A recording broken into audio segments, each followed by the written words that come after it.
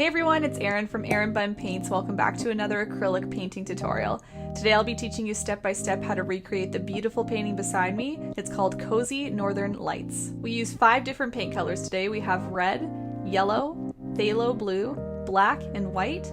And today I use my usual 3 paintbrushes. We have the large flat brush, we have the medium round brush, and we have the small round brush. As usual, the footage from today's tutorial was taken from a recent live stream of mine. If you'd like to tune in live next time to have an opportunity to ask me questions while you paint, to chat with the other viewers, you have 2 options.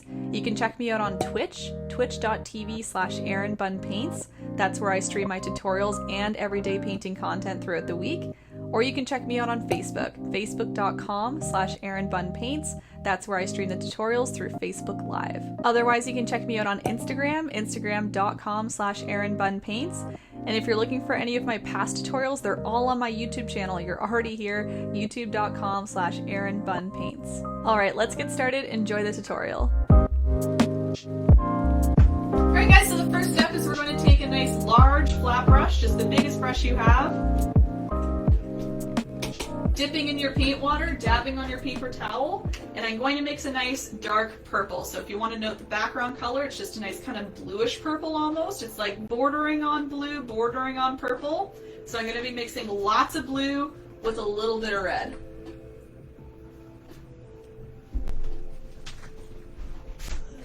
Sorry, my paint jugs are all heavy. I refreshed a few of them. I'm not used to them being this heavy. Arm workouts everywhere. Okay. And then volcano plate, another arm workout. So we have a lot of new people today. Welcome, this is my volcano plate. This is what I call it. It's the same plate that I've used for about 5 years of painting. It's all acrylic paint that's like solidified into this massive volcano, so that's why I call it volcano plate. Those who have joined me before know it well, but just wanted to explain so nobody's like, what is she doing? What is that thing? It's a volcano plate. It's just kind of fun, you know? So again, red and blue, you're doing mostly blue here. So you'll see it creates a pretty dark purple. It's kind of like a bluish purple. That's what we're going for.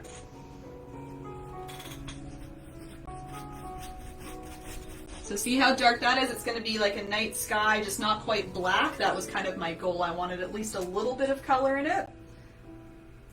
So it's not totally black, but it still looks like a nice night sky for all of our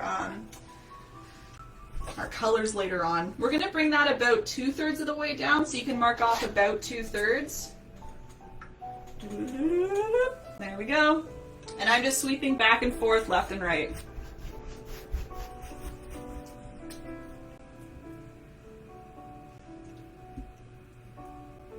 Again, hope that volume's okay. I'm going to try and keep a consistent volume today with my voice. I know sometimes I kind of go up and down with it, so I'm going to try my best to monitor. Not sure what's different today, though.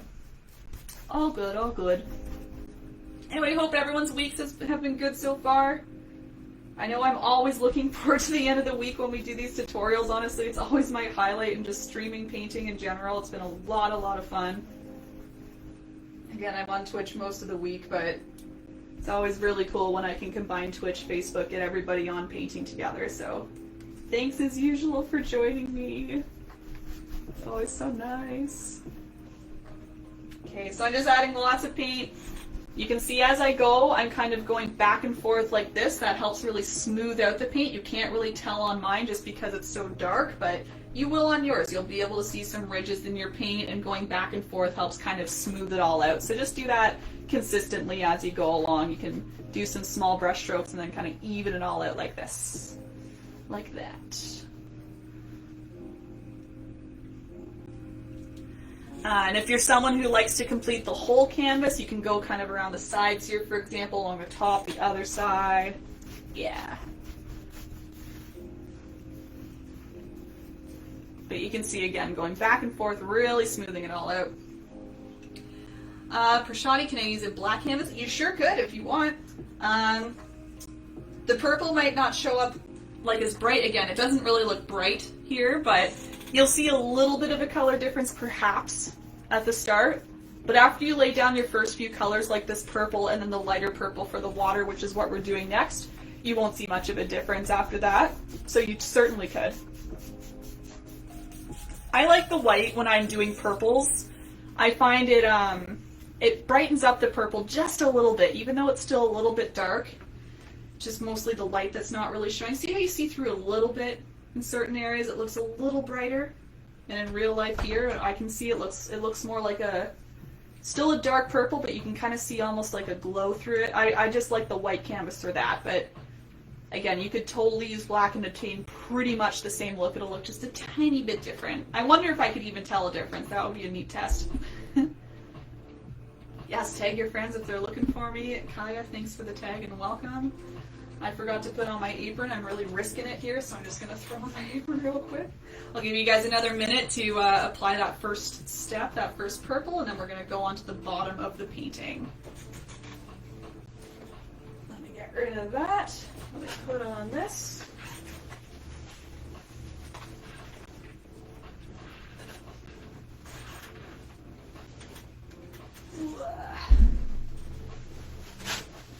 Getting my workout in today, let me tell you.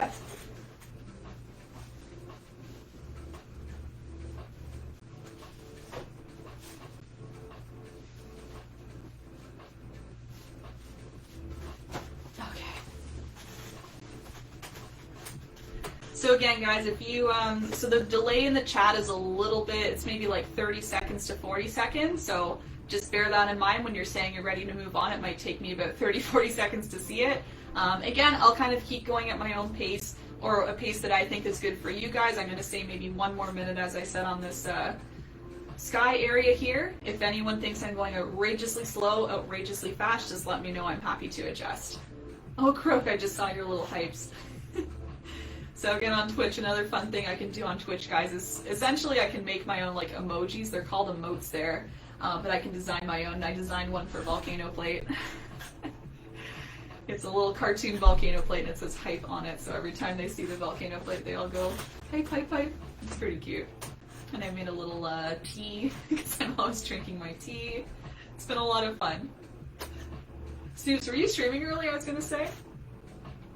Let me know what you were streaming, how it went. How many inches from the bottom, Bev? I don't really do measurements, honestly, Bev. I'm just not good at estimating. I do like quarters and thirds, so I said about 2/3 down the canvas, I think. So you're leaving about 1/3 left. Sharon's good? It's been a minute. Thanks, Sharon. I can just move right along here. All right, so next step, everybody, very similar. If you want to look at the color change here, it's maybe a little bit lighter down here. Sorry, that light is just a little shiny. So all I did is I used the same color, I just added a little extra white in here. And the reason I did that is so that I could do some darker streaks later on for some reflection, and of course have a little bit of a lighter background for a nice little dotted reflection of our lights as well. So you can use the same brush, you don't even need to wash it off. And we're going to dip into white paint. Add it to the volcano. Just a wee bit, and then I'm going to mix it into my purple. So this is the same purple I was using, I'm just now mixing a little bit of extra white in there so it'll brighten up just a little bit. Okay. I want mine a little more blue. So good little key here, I guess, if you apply any paint to your canvas, you don't really like it, acrylic is great because you can just plop right on top of it, mix a little bit of a different color, move it on top. You can fix it up however you want. So I thought my purple was a little too red, so I just grabbed a little extra blue and added it in. But again, I'm trying to use the same purple, bluish purple, I guess I should keep saying, just a little extra white on top. So you can see how it's just a little bit brighter. So I'm starting to go right across like this, doing a nice horizontal line, right across. So see that slight difference there? And then I'm continuing to bring that color down here. And I'm going all the way down to the bottom, so you can just go right along at your own pace there. If you're quicker than me, just keep on going. Bommy, what are you saying right now? As I'm in the middle of painting. 51 years ago, Apollo 11 splashed down back on Earth. And then splashed down working in Apollo Earth, August 2nd, 6 splashed down by the commercial. Interesting, Bobby. I learn so much whenever you comment. I think some of it kind of goes one ear at the other, but I intend to try and learn. It's a lot of info at once for me. But you saw, I remembered the Rover song, so I got something, kind of. I couldn't find it again, but I kind of remembered it. I'm going to keep it tilted like this. It seems like the light isn't hitting as much off of it, so I know it's a little off kilter, but I think it's going to help with visibility here. So again, back and forth, left and right, all the way down. Darn late. Diana, you're really barely late. I mean, we've done 2 colors. If you'd like me to catch you up, definitely let me know. Otherwise, this video will be available after. So if you'd rather just go at your own pace, that's totally fine. You can wait until after I'm done, and then you can check out the video later. Charlene, volcano shirts. I know. I have so many ideas for things like that. In due time, I have so many other things I think I need to do first. But who knows? Who knows, man? Who knows? That's like the eventual dream. That would be pretty cool. Some aprons, whatnot. Susie, just popping in to say hi. Appreciate it, Susie. Hope your Friday's been good.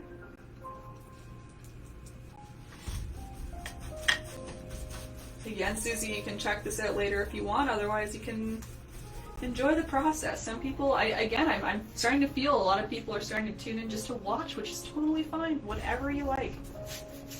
Maybe you get inspired to do it later. Maybe you're just like, I just like watching people paint. Maybe you like participating in the chat, meeting some painting friends. Who knows? Okay, so that's what mine's looking like. A little comparison. See that there? See, the purples are a little different. Whoops. Even mine are going to differ a little bit. So I know I think one person came in saying, I hope it looks just like yours. Just remember, it'll always look a little different, as does mine. You know, it's impossible for me to get it exactly every time. I try my best to get it as close as possible. But just keep in mind, if I'm even different, you can be too, right? It's all up to you what you want your painting to be. And you might want to purposely change it up. Who knows?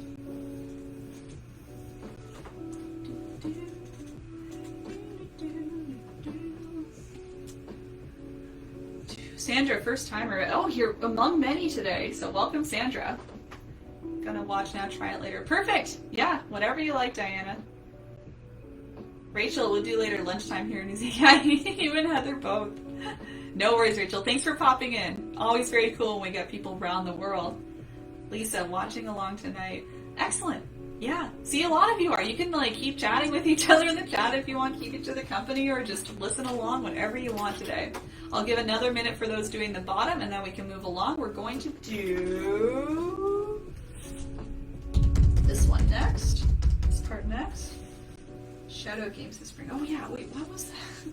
So I already forget, honestly. I forget the whole game. It might be honestly too much spring to try and do right now. It's hard enough for me to go back and forth with all the comments, honestly.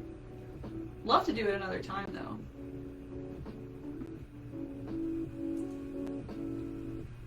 You say colors and whoever sends the color you can win. Like next color? Is it like guessing the next color? Is that what you're implying? Brenda, I like to watch it paint later. Yeah, Brenda, there you go. Perfect. And then that way too, I think it's nice to be able to watch along even if you're not painting along, because you might kind of come up with questions as I'm painting. Maybe I don't describe something the way that you want, or you're just kind of wondering about something. Ask the questions now, and then when you go to paint, you know the answers, right? You can literally watch the video where I re-answer your question, and then you're like, oh yeah, Erin answered that for me. So there you go. Sharon's good. I'll give another like quick 20 seconds. We can go right ahead. Again, we're going to do kind of the rock that our cabin is sitting on. I just put it on a very simple kind of rock face. I didn't do anything fancy down here. I wanted the main focus to be the cabin on this area, so just going to be kind of gray.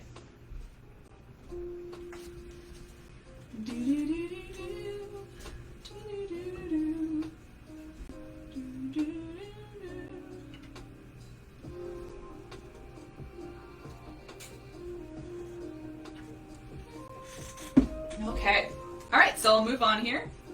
So I'll talk about the next step, then we can all do it. So next step, I'm just laying down this kind of dark gray, what I call just a nice rock. It's just a little rock that our cabin is sitting on. You can see it's like a medium to dark gray. so it's a little darker, and then that way our brown can kind of pop off of it. It's not too dark, it's not too light, I should say. It's kind of near the middle. Let's go with that, more of a medium gray. Okay, so it kind of comes out from the left, comes to a little point. I like when rocks come to a point. It makes it look like they're kind of going into the water and disappearing, and then I bring it back this way. You can use whatever dark gray, so it's a little darker, and then that way our brown can kind of pop off of it. It's not too dark, it's not too light, I should say. It's kind of near the middle. Let's go with that, more of a medium gray. Okay, so it kind of comes out from the left, comes to a little point. I like when rocks come to a point. It makes it look like they're kind of going into the water and disappearing, and then I bring it back this way. You can use whatever brush you want. I'd recommend the medium-sized brush. So I'm using this kind of medium round here. And gray is very easy. We just need to mix black and white together. I would say about even amounts of black and white. Again, we don't need to get an exact gray color like mine. It's more so just anywhere in between. You don't want it super light, you don't want it super dark. Again, I avoided the darkest gray because I want my brown cabin to pop off, but I don't want it super light gray. I thought, you know, it's nighttime, you don't want it to be a super, super light color either, so just anywhere in between is good. Again, about equal amounts, black and white, I think is fine. And again, I'm going to make sure I'm getting this similar to what I got here. Something fell off there, a little fluff. Let's go about here. So I'm starting maybe a quarter of the way down in my water area, so about a quarter there. It's going to come over and down like that. So again, I swung it over and down. And then I'm just going to leave a little bit of a point here and then swing it back over this way. It kind of comes down and falls off of the canvas near the bottom there. You can just fill that in. Nothing special there. There's no fancy streaking or highlights or anything. It's just slopping on this gray. Even though your purple is still wet, the gray should overtake it. You can see mine is just going right on top fine. It might mix a little with the purple, but again, the gray will overtake it. So you don't really need to worry too much about that. Even if it's wet, it's probably still wet, right? Acrylic paint dries quick, but not that quick. We need a few minutes for it to dry, so.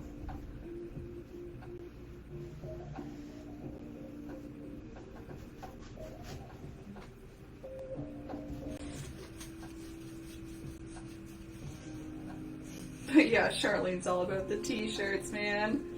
She wants me to get volcano plate t-shirts or erinbunpaints t-shirts. I'm like, there's so much more to do first.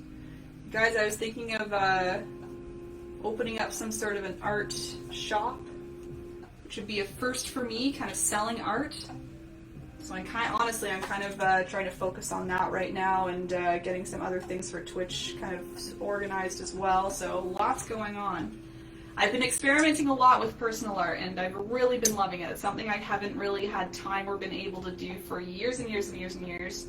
And so for the first time, I've really been able to do that. Oh, sorry, Sharon, you're getting, oh no, that's Bommy there. Yeah, for the first time I've had some time to do that. I've been feeling really inspired lately. This was something I was doing on Twitch just earlier in case anyone is interested. Like, yeah, I've just never had time to do this kind of stuff before, and I've really enjoyed spending literally 5-6 hours on one painting, so yeah, stay tuned. I'll let you know if something opens up, and I'll let you know what I have coming up. Lots coming up, always.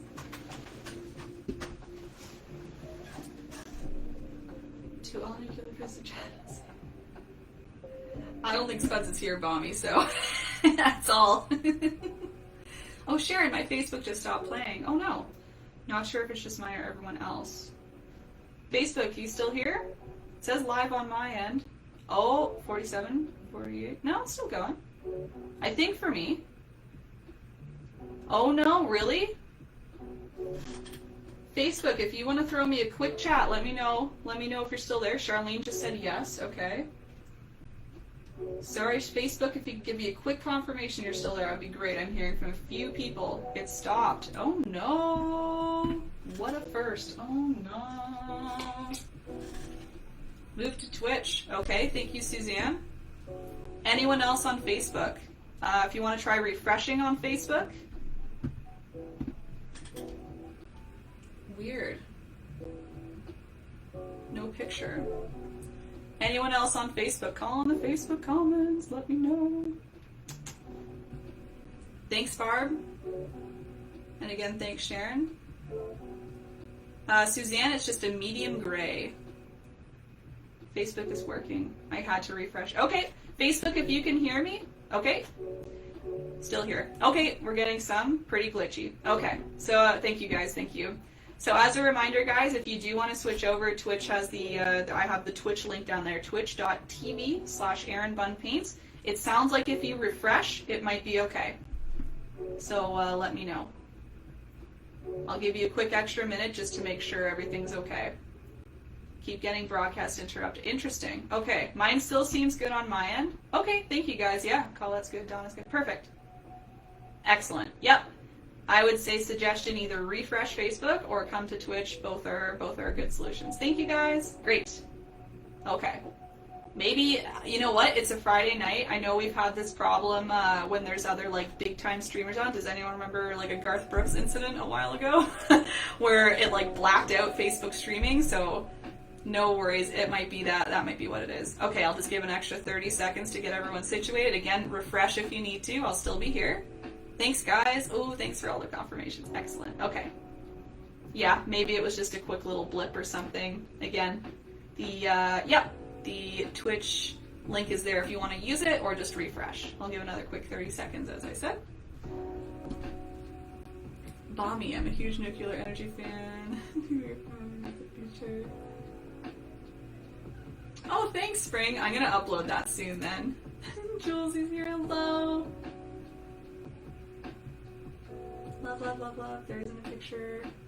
Okay, seems like it's working again. Yeah, it may have been just a little blip. If it's a popular streaming hour, or maybe if there's like somebody who's pulling a big audience, sometimes again, Facebook platform, it kind of starts to bog down. I hate to keep ripping on Facebook, but honestly, this doesn't happen on Twitch. So if you want to, go to Twitch. Otherwise, refresh Facebook. Yeah, I'm here. Facebook working. Great.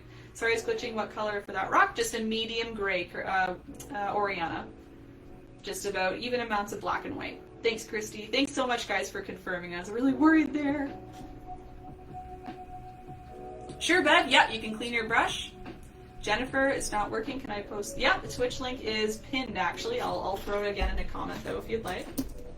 Sorry for all the delays, guys. We're just making sure we're all good. Not able to scroll back. No worries. I've got you. Here it comes. So, again, I'm posting the Twitch link if anyone needs to see it again. Thanks, Sharon. Thumbs up. There you go. There it is. Again, free to join. Yeah, free to watch, free to join if you'd like to comment within Twitch. If you want to join the chat, you'll need an account. Very easy to set up. It's just like Facebook. It's free. You just need an email, I believe, a username, and you're all good. Thank you, Sandra, for helping out there. Charlene, where's my purple hair? It washed out. It'll come back. Don't worry. Don't worry. Okay, I think everyone's situated again. Thanks, guys, for your patience. I just wanted to really make sure we weren't missing out on anybody there. So let's get to it. What are we doing next? Good question, good question. Well, I think next what I think I actually did the lights next when I was doing this on Twitch, but I don't think my background's dry enough yet. No, it's not, it's not. So we can do, let's do our cabin a little bit then. So we're gonna go down to our cabin here. Our cabin is a nice brown color. Again, we're going on top of a wet gray, but brown on top of gray should be totally fine, okay? So what we're going to do is we'll mix a brown, and then I'll teach you how to do this overall shape here. Oh, Emily, I see your comment. I'll just read it in a second. So you can wash off your medium-sized brush, and I'll teach you how to mix some brown. Perfect, okay.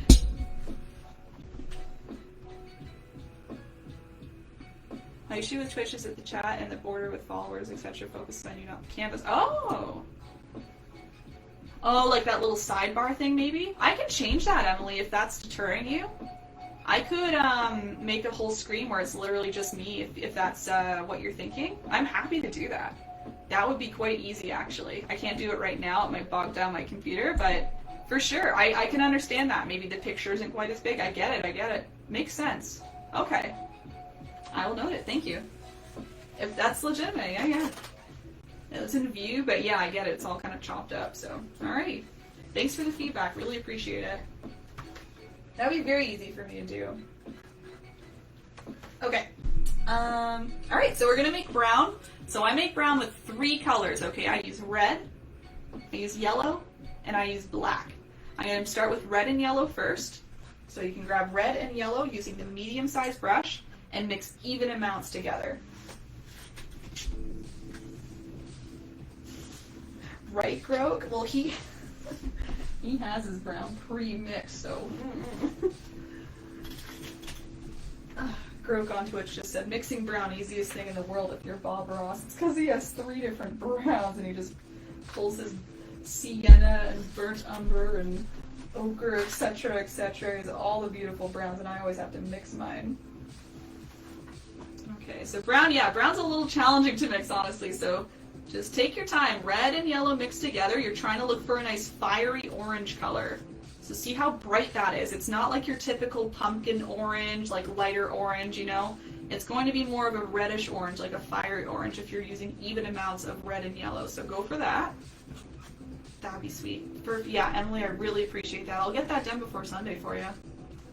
It's very easy. If anything, I thought people liked kind of the funky border and stuff, so I really appreciate you saying simplicity's good. Just kicking around Facebook, managing over the glitches. Yeah, whatever you like. I just want everyone to be wherever they're most comfortable, so it's all good. I'm just saying my honest opinions with like the quality of the stream and stuff, but I totally understand. Yep. Do what you need. It's kind of good. We have 2 options. If one goes down, the other one's up, you know? It's it might happen one day to Twitch and everyone goes to Facebook. Who knows? So it's good. Okay, so once you have red and yellow mixed together, you're putting black in there, and that's going to make a nice deep dark brown. So I just do small amounts of black mixing in, and it might kind of freak you out at the start. It might look kind of muddy or just kind of pukey color, but trust me, just add a little more black.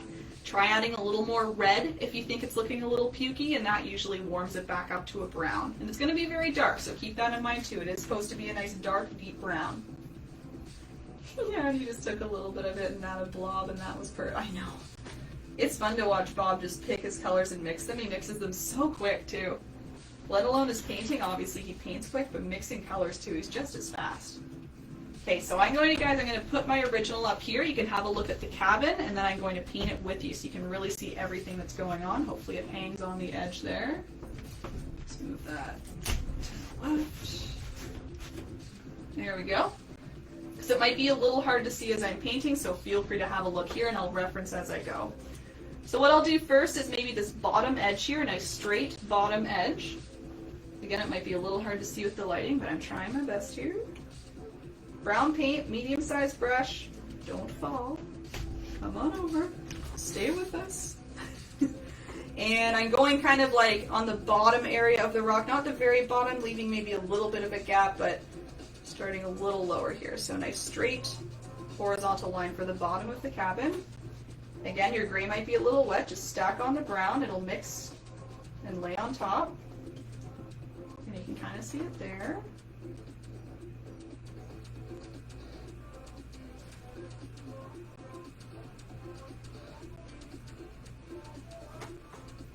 And then I'll do this left-hand edge here. So I'm kind of creating an L shape. So coming up on the left. L shape. I would say the bottom piece is a little longer than the top piece here. I want a longer bottom, shorter vertical line.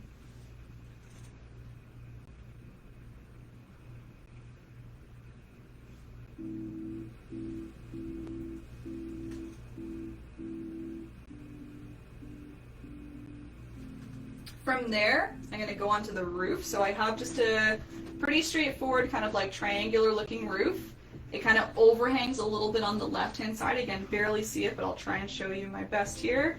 Overhangs on the left, and then it kind of cuts on the right as well. So what I like to do is I like to start from that top vertical line where we ended off. I'm doing a line that goes up to the right, and again, it overhangs a bit. So by overhang, I mean that you can start it a little bit off of the line. So rather than starting right here, I'm starting a little over here. So it overhangs.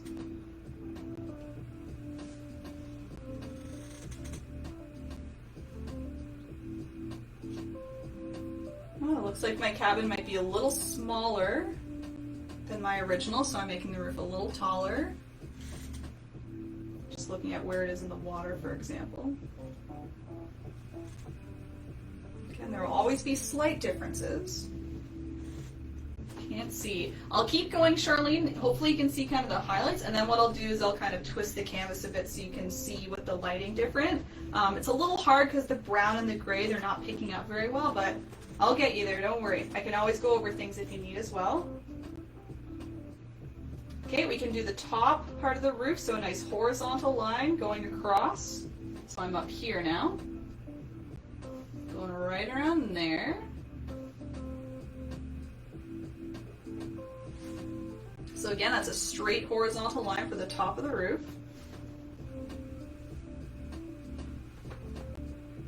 Would it help, guys, to maybe outline it in white? I'm happy to do that as I go. Let's do that. You guys keep using brown. Don't copy what I'm doing here. I'm just putting this here so you can see. There we go. Look at that. That's much better. I'll fix this up myself later. Don't worry. This is all for you guys. There you go. So you can see what I've done. You're going to keep using brown though. Just trust yourself with your brown.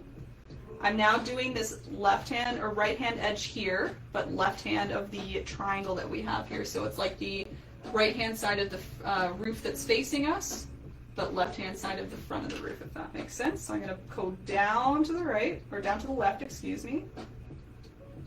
And I'm trying to match it up with the same length as that first angled line. So again, I'm putting white on so you can see. There we go.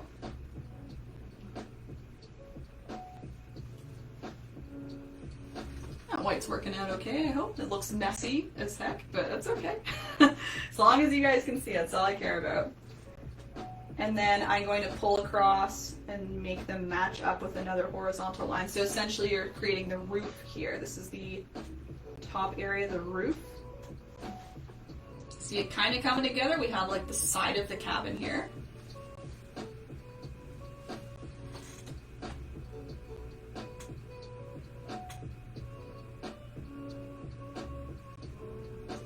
All right, from there, I'm going to go to the top right of the roof, and I'm going to pull down to the right. So I'm kind of creating that triangle that I was pointing at before, right here. See, it's a nice triangle. So I'm pulling down to the right. And I'm going to end off a little higher than this point here. So I'm not quite matching it up. I'm ending off a little higher and pulling in a little bit. I'm going to grab the white to show you. Coming across and then in a little bit. So see that? That's now kind of the front of the cabin a little bit, kind of the other side. So we're seeing kind of two sides, right, to get that three-dimensional look. You're welcome, Charlene, of course. Again, thanks for speaking up. I'm sure a lot of people were thinking it too. I can't see a thing, Erin. What are you doing? It's here now. It's a lot clearer now. It's a good idea.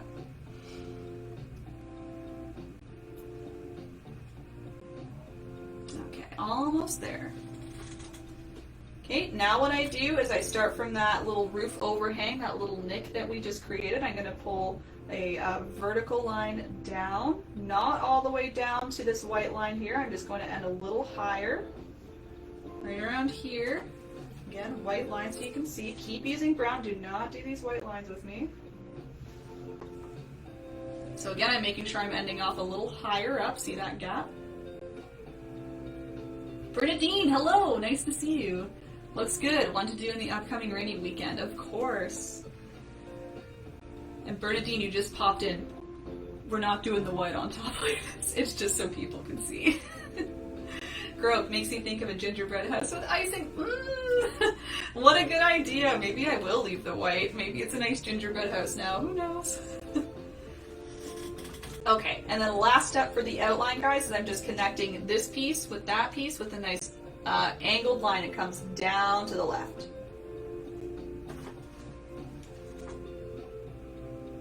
So that's the whole outline. Do you kind of see the house? Hopefully you see the cabin. It almost makes more sense if I pull this down here. You can really see it. So what I'm doing is I'm separating the front from the back. Again, this line isn't necessary. It's just so you can see the overall look. See that a little bit? It's like the side of the cabin, front of the cabin. Yeah! All right.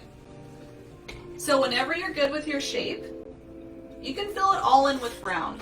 I will be doing some specific things to kind of darken up the rooftop. You can kind of see how it's a little darker up here. I used some black to kind of fill in a hole in the triangle and stuff. So we will be going back to add those details right when we fill in with brown. So just so you know, it might kind of turn into an overall big brown blob for now, but the main part is that you have the outside outline, right? So I'm taking away my white lines, just so you know, okay? They might kind of disappear here, because I don't want these to be prominent. Even though, Groke, I did like your gingerbread house idea. I thought that was kind of cute. Can make a little gingerbread man in my scene here. All of a sudden it turns into a Christmas painting. Like, what's going on here? Nice holiday painting, what's going on? I thought this was summertime at the lake at a cabin. No, it's a gingerbread house now. So I'm just trying to get rid of this white here. There we go. Ta-da! Now just continue to fill with brown. So you can fill in the whole thing with brown. Again, you might lose a little bit of the vision of the cabin in terms of what's going where, but I'll lead you right through it again while we add our little shadows and highlights and stuff. You'll see it all comes back together. Just keep that overall outline, that outside outline, you'll be good.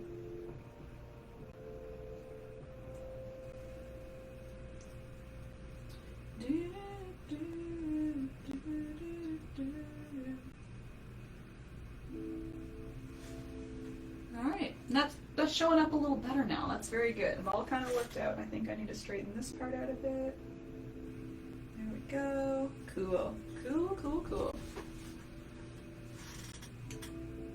Alright, just giving a quick minute in case you're filling with brown, and then I have a few more kind of tips for, again, shaping up this cabin again so it's not just plain brown. It'll have some black and shading. And really, honestly, it's the windows that'll really bring the whole shape and look out, which we do later, okay? So we're just going to do some black and highlighting and stuff next. No, too early for Christmas. I agree, Groke. I'm enjoying the summertime. Even though I love winter, I'm enjoying the weather. Ashley, you made it. It looks amazing. Thank you. Thank you, thank you. It's not even my favorite part yet. We're going to do the sky after we're done the cabin. It's all nice and dry. That's my favorite part. All the beautiful colors in the sky. I can't wait. Can't wait to see what y'all think of it. Okay. So if you are done with the brown, you can start washing out your brush if you want. I will be switching to the nice teeny tiny detail brush. So you can get that ready if you are ready to move on. I need to find mine. Where is it?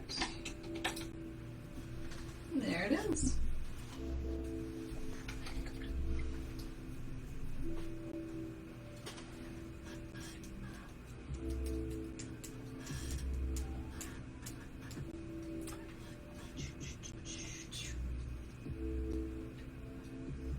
Sonia, hello, welcome.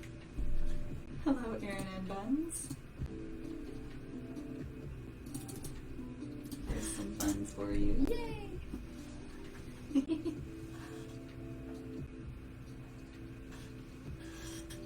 Love that that's been catching on the little bun thing. So cute. Making Mojo, making Momo, thanks so much for the follow. If you need me to correct how I'm saying it, please let me know. But welcome in. Alright, everyone following along, I'm just now going to add some shadows. So what I like to do, just to kind of differentiate the kind of front side and side cabin from the roof, I did darken up the roof a little bit. I kind of used black and stroke it down. You can really see lots of black in the triangle here. I'll be doing that as well. And then I'm finishing off with a little bit of a highlight just on the top part and on the little triangle part. So I'll do all of those one at a time for you. So I'm just using the detail brush. I've got black paint. And again, first step is I'm going from the top of the roof here and I'm pulling down with black. So again, if you need a reminder of where your roof is, that's why we have little overhangs here. You can know where the roof stops by just using the overhang and pulling across like this, you know? So the roof is right about there. So as long as you're not going further down than that, that's cool. You don't need to bring the black all the way down. It kind of like fades out as you go. You're kind of applying black, it kind of blends in as you go, right? Adds a little bit of shape and texture as well, which is nice because you're using a different brush stroke here. You're going down to the side. So it'll kind of show where the roof is going as well, down to the side. See that? See all my little brush strokes? Again, you might not see the black very well, but you can definitely see my brush strokes and how it gives the roof a little bit of shape. So I'm just gonna add a little more. And again, when you apply the black, it won't be pure black because you're putting this on top of a wet brown, right? So if you feel like it's mixing a little bit, that's perfectly fine. That's actually what I like. So it all looks like it all kind of blends in together to the brown, fades out.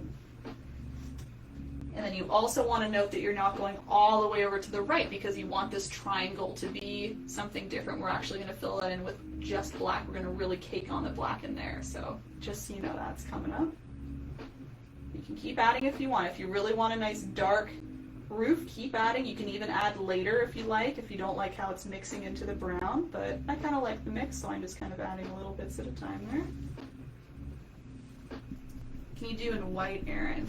The roof might be a little hard to do in white because I do need it darker. What I can do is put this down here and I'll twist this a little bit so you can see better. See that there? Look at that. Yeah, that's better. So keep that there for a quick 30 seconds. You can have a look. I got another step after this and then one more for a highlight. Look at my little fingerprints. I keep tapping. I've got little fingerprints in my sky now. Down here. It's like I have a cat walking across my painting, but I don't. I know some of you have talked about how your pets like to join you while painting, and I think that's so cute, and they end up walking over your painting or contributing in some way. It's like I'm doing that to myself. Just poking along here. Adding some little fingerprints everywhere. Thank you, Grok, for the texture. Alright, so next step, everybody, is I'm adding a nice black triangle. I'll show you in my original first so you can really see it. Kind of at the front here. So it really shows just kind of like a very, very shadowed space in here because there's this overhanging roof, so that kind of helped, again, differentiate the shadow from the front side of the cabin here. I'm pretending this is the front and this is the side, by the way. So what we're doing is we're bringing the black right up to the top of the triangle, and then we're going to cut across with an angled line before the end of the roof. So see how the roof overhangs here? We're going to do that before the overhang. So let me show you one here now. So again, black paint detail brush. I'm going to apply it first and then I'll move it into the light, okay? Just so I can really concentrate. So this time I'm trying to get lots of black on here. See the difference? How black that is compared to this. I was trying to kind of use less black, blend it into the brown. Over here, I'm really caking on the black, wanting it to just stay put the way it is. I'm leaving a little bit of an edge along the side of the roof and on the top here, so I still have a little bit of brown kind of on the side, on the top. And I'm going to bring that down here. Okay, give me a quick second as I apply this, and then I'll show you in the better light.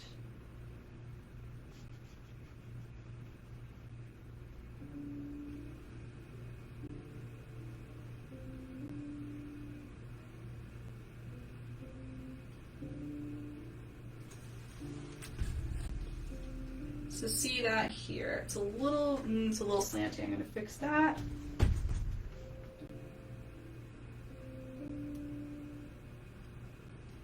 we go.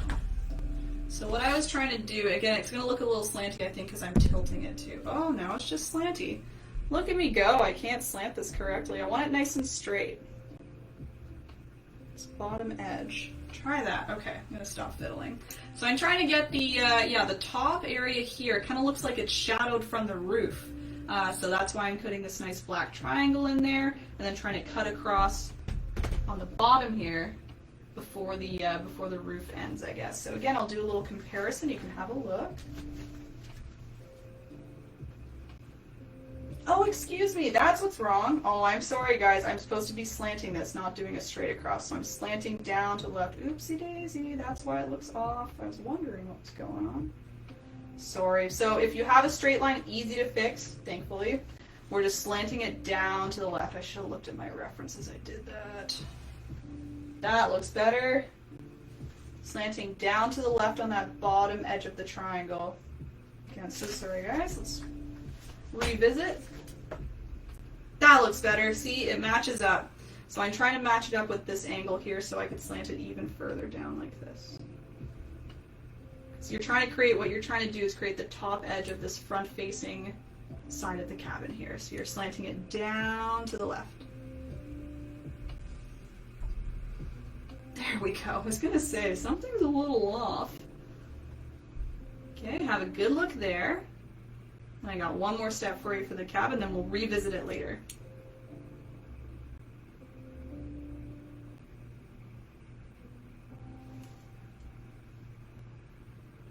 Nose in my painting. Was it my nose, Barb? Get out of here. I was looking too close at it. Boop, boop. I wouldn't be surprised. I think it was my fingers, but it could very well be my nose. Is there paint on my nose? No, I'm safe. I just wouldn't be surprised. Oh dear, guys. Okay, and then the last little step for our cabin, just to help shape it out a little bit, is we're going to add a little bit of white kind of along the top and the sides. It's actually kind of a white into your brown. So if you have your brown still wet on your canvas, you could add just maybe a little white on your brush. You can see you can kind of like drag it across so that it mixes as it goes. Because you don't want it super bright, you want it to blend. So you can see I'm adding white, wiping across, and then that way it's left behind as a nice kind of light brown.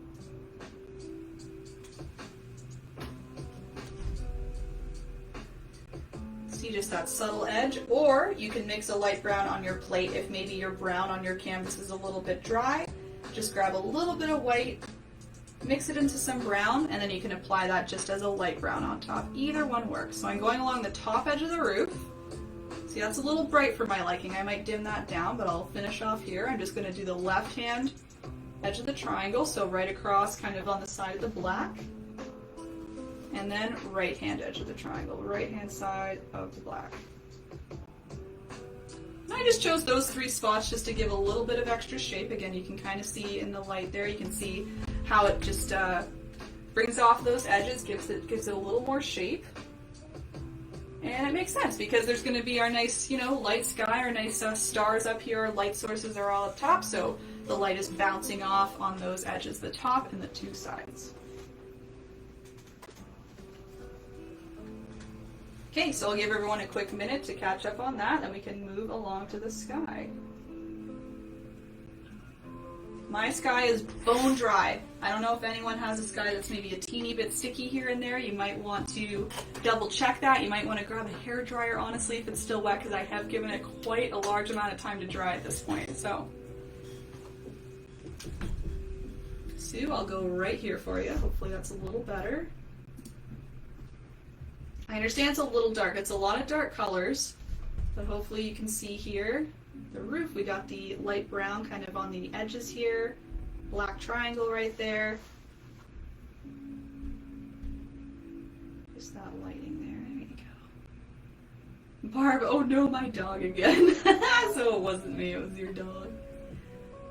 Nose in the painting. Oh my goodness. See, he's just trying to contribute, you know? Oh, and Heather's here. Hey Heather, how's it going? Wave, wave.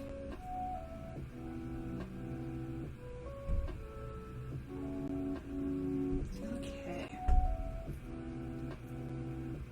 Alright, so I'm going to leave the cabin for now, guys. If anyone needs help with it, we will be revisiting with the nice kind of windows and stuff. So if anyone is still having some questions about the shape and stuff, we can always go back and help maybe shape it up, really crisp it up on the sides if you need. Again, I'm sorry for the brown gray. It's just kind of the way it is with these colors. They're very, very dark.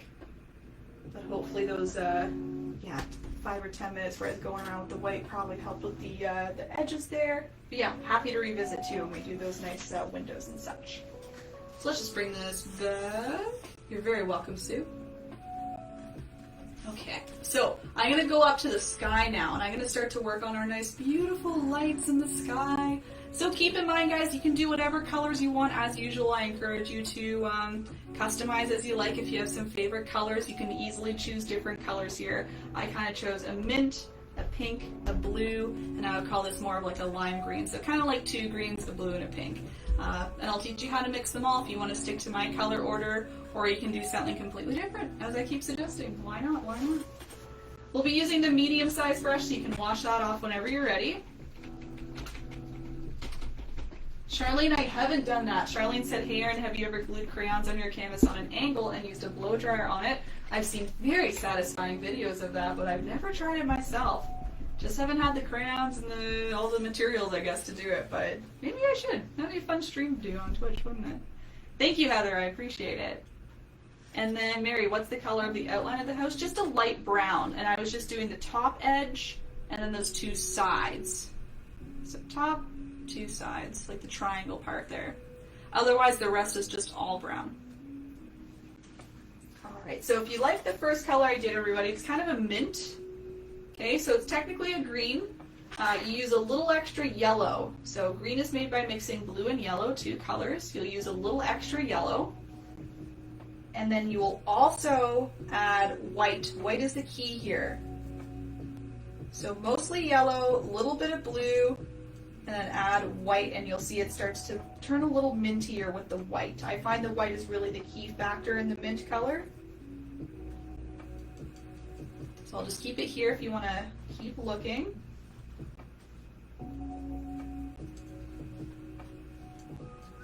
So usually when I lighten up green, I just say, oh, just keep adding yellow, keep adding yellow. But what's going to happen is you'll get more of a lime color, which is what we use later. But if you want more of the mint color, you lighten it by using lots and lots of white. We will still use white in this, but just not as much. For this mint, I'm using lots of white to lighten it up. I'm using just a small amount of pigment of the blue and yellow, and then lots and lots of white. Trying to get it as close as possible to my original color there, just to really show you. Okay, I think I've got it. And again, no pressure to do the exact same color as me. I'm just trying to show you so that if you want to get it as close as possible, you can. Whoops. But otherwise, do whatever color you like, okay? It's all your painting. If you want a different color, if your color's a little different than mine, but you like it, that's most important. Okay. So let me show you the technique here. So whenever you have your color, when you're mixing color, you're probably going to get a lot of paint in your brush. So just be aware, you don't want a lot of paint in your brush for these next few steps. So if you have a brush like this, it's so full of paint, it's kind of glooping everywhere, you're going to want to either just wash it off and just grab a little bit of paint, or you can wipe it off. I'm choosing to wipe it off on my towel beside me. And you can see there's no longer really gloops on it. It's just kind of like coated with paint. The bristles all look very thin. There's maybe a little bit of paint left over, but not a lot. So we don't want to see any big blobs of paint, okay? So just either wipe on your paper towel or wash off and grab a tiny amount on your brush. We're going to be using a dry brushing technique. So those who have joined before, you likely are aware of what this is, but I'll, as usual, explain it nice and slow with you. So dry brushing is when we use a small amount of paint, and the goal is to, I guess, apply the paint very soft. So see how I have all these nice soft edges, especially on the top here, more so on the top than the bottom. It looks a little harsher down there, but I try my best to make it nice and soft everywhere. That's going to be obtained with dry brushing. This is the medium-sized brush, Bev. So just, again, a small amount of paint, and we'll be just lightly grazing the bristles against the canvas to get that nice soft edge and the nice soft look. I kind of describe dry brushing like you're like scraping the paint off of the brush. It won't feel nice and smooth. It's not a very satisfying stroke. It's kind of dry. You're going like, you're kind of scratching against it. So if you feel like you're scratching or you hear a little bit of scratching, it's good, okay? If you want, and I did this, you can kind of create a little trail with your brush to start, just so you can choose where your lights are going. So I chose to use my mint color, and I just kind of did a wavy line kind of coming up to the right. So if you want to start that with me, you can. I'm trying to start kind of near the middle. I'm trying to get it as close as possible to my original, but you can change this if you want. I just did a little bit of a wavy line. I just kind of waved over, up, maybe a little higher than that. You can change it a little bit if you need, and just lightly so that you have just a light little baseline for yourself. Helps you kind of see where you're going, you know, so you're not just aimlessly moving your brush around. Kind of helps you to have a little trail. Once that's done, again, make sure you don't have a lot of paint on your brush. You want just a little bit. And what I do is I use this little trail and I start to flick upwards. Upwards, upwards, upwards, upwards. Lots of flicking. So I'm pressing the tip of my brush. I'll twist this around so you can really see my brush, what it's doing.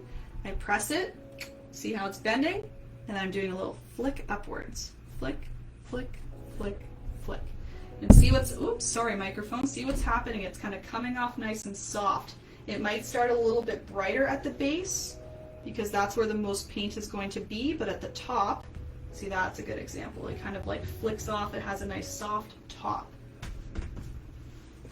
So again, it's important, in my opinion, when I was doing these, I thought it was very important to get the look of these Northern Lights to have very straight lines. I'm really trying my best to kind of follow, you know, where the lines are starting with the curve, but they're all coming straight up. None of them really bend with the curve, in my opinion. All of these, you can see they're all very vertical lines. Even though they're all following a trail, they're all going up and down as they go. So try your best to think of it that way. You do want to follow a trail, but you are moving them only down to up or up to down. Something else, again, I'm trying to do, sometimes it might happen naturally, sometimes you might need to try to do it purposely, but I'm trying to add more paint near the middle here, so at the base, I would say. So if you need to grab a little extra paint and do a little extra flicking in order to do that, then do it. It's perfect. So you can see what happens is you're kind of covering up that initial trail that you had. You're not going to have a solid line visible. You're going to cover that up with a little extra paint. And what that does as well is it creates a brighter center, and it allows, I guess, this top edge to look even lighter and even kind of more faded, I guess, because you have a nice transition now. You're going from very bright to more of this soft, transparent look. Okay, so as I'm flicking as well, I'll talk about the pressure. I'm not using a lot of pressure, so even though you saw me pressing down hard here, you'll notice as I flick, the bristles just graze, like they're just barely touching. And that's important too, just to not rush it. You're just trying to go nice and slow. Brush just lightly scrapes across, and that's when you get these nice soft lines. You can always add more paint, right? It's very easy to add more paint. You can always go back and scrape a second time, flick a second time, or do as I'm doing, just adding more paint to the base of those flicks. But it's harder to go backwards. So just take your time. Remember, you have lots of time here. Take your time with this technique. I'm going all the way up. I'm just going to switch this around here so I can have a nice close-up look. It's very hard for me to do vertical, horizontal lines, I think for anybody, to do horizontal, wow, it's late on a Friday. It's hard to do horizontal lines and vertical lines when you're looking from the side, is what I'm trying to spit out of my mouth. When you're looking straight at your canvas, it's a lot easier to do that. You have a nice straight on view. You can see exactly what things are doing. They're either going up and down or side to side, or they're slanted, and you can fix as you go. If you're looking from the side, your whole viewpoint changes and everything looks kind of messed up, so it's harder when you're looking from the side. Horizontal. It's a thing. Thanks, girl. You always make me feel good. It's a thing now. So see how slowly, as I add more and more, it just starts to stack up. So I'm just grabbing smaller amounts of paint, dabbing off a little bit, or maybe you can get a little more comfortable with your paint. You can use a little more paint, and just especially stacking on near the base here. So you can even do small flicks just to be safe, just kind of sticking right where your line is. Still going from down to up. And again, you can see how slowly it brightens up. It's just piece by piece, stroke by stroke. Another thing I like to do, which I'll point out, is I really like the look of a few streaks that really come out on their own. I really, you know, it's nice to have the shape of it kind of traveling with the trail here, but I really liked the idea of breaking up the trail a little bit with a few like beams of light. So don't be afraid to maybe here and there, you're still using a little bit of paint on your brush, but you're flicking way higher than usual. Do like maybe a couple in one spot here. See, I wasn't looking straight at the canvas, so it's a little tilted, but I can easily fix that. I'm just going to grab a couple extra strokes there. There we go. It's like a big beam of light coming out. I'll do that a second time, so it's not the only one doing that. Maybe I'll do one way up here. I love it. And again, that's up to you. Maybe you don't like this. Maybe you're like, oh, what is she doing? I did not like that. I think it breaks it up. I think it makes it look like the light's kind of hitting different in certain spots. So if you want to break it up like me, I'd recommend doing that. And then lastly, take your time still. I'm just kind of continuing on here. I'm just doing a little bit on the bottom. I found on the bottom I didn't have to stroke quite as long. I kind of like the small strokes on the bottom. A lot of the reference photos I was looking at, I noticed the lights are always like coming up almost. It looks like they're all coming up the sky. So I still want a nice soft bottom, like a baby's bottom, and just doing some small little strokes. So you don't need to worry about big ones this time. You're just doing little ones. See, I'm just going nice and quick here. And again, you're once again brightening up by the center by doing that because you're starting in the center, caking on a little more paint as you go. Is the brush vertical or horizontal spring? The brush? Well, I'm kind of pointing it right at the canvas here. I would call this like 90 degrees if anything, and I'm using the tip like this. So it's not really like this or like this or like that. I guess horizontal would be the answer. Yeah, it's horizontal. Sorry. But yeah, going straight at the canvas. I kind of think of it as angles. Usually I'll say 45 to the canvas or 90 like this. But yeah, 90 horizontal. Good question. All right, gonna add ooh, see that was a lot of paint. So see what happened there. It was, I stroked it on. It was very, very bright. And I was like, whoopsie. So I just made sure I wiped off my brush and then I'll go again. I'll just use the paint that's on there, maybe move it around a bit. I kind of wiped on top, tried to move it around. There you go. All works out.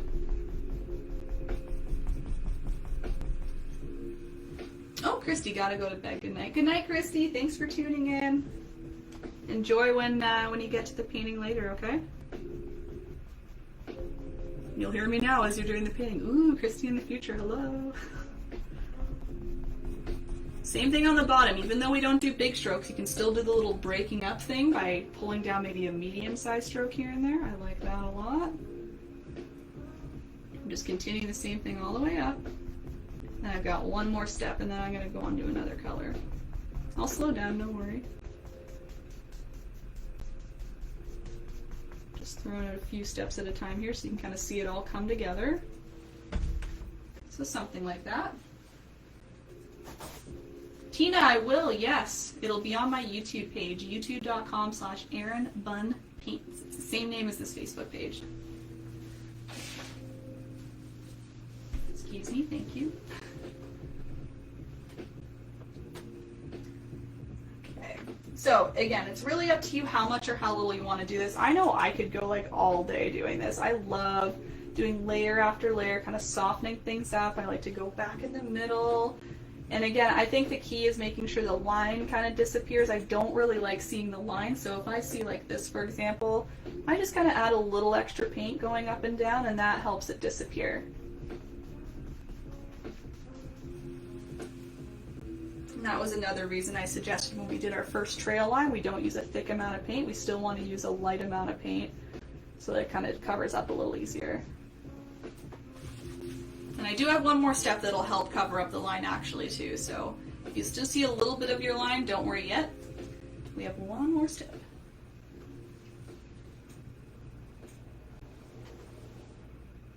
I'm just going to give you a quick minute if you're still flicking around, adding your color. Husband said it looks like a caterpillar. Hey, mine kind of does too.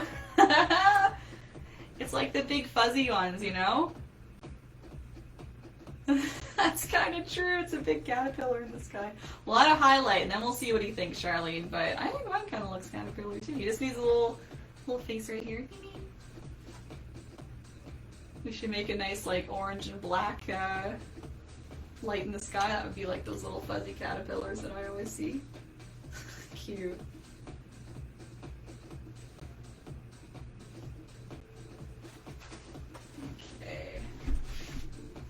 Alright, so again, I'm going to go to the last step here, just so you can see the last step. If you're still working on flicking on the color, don't worry.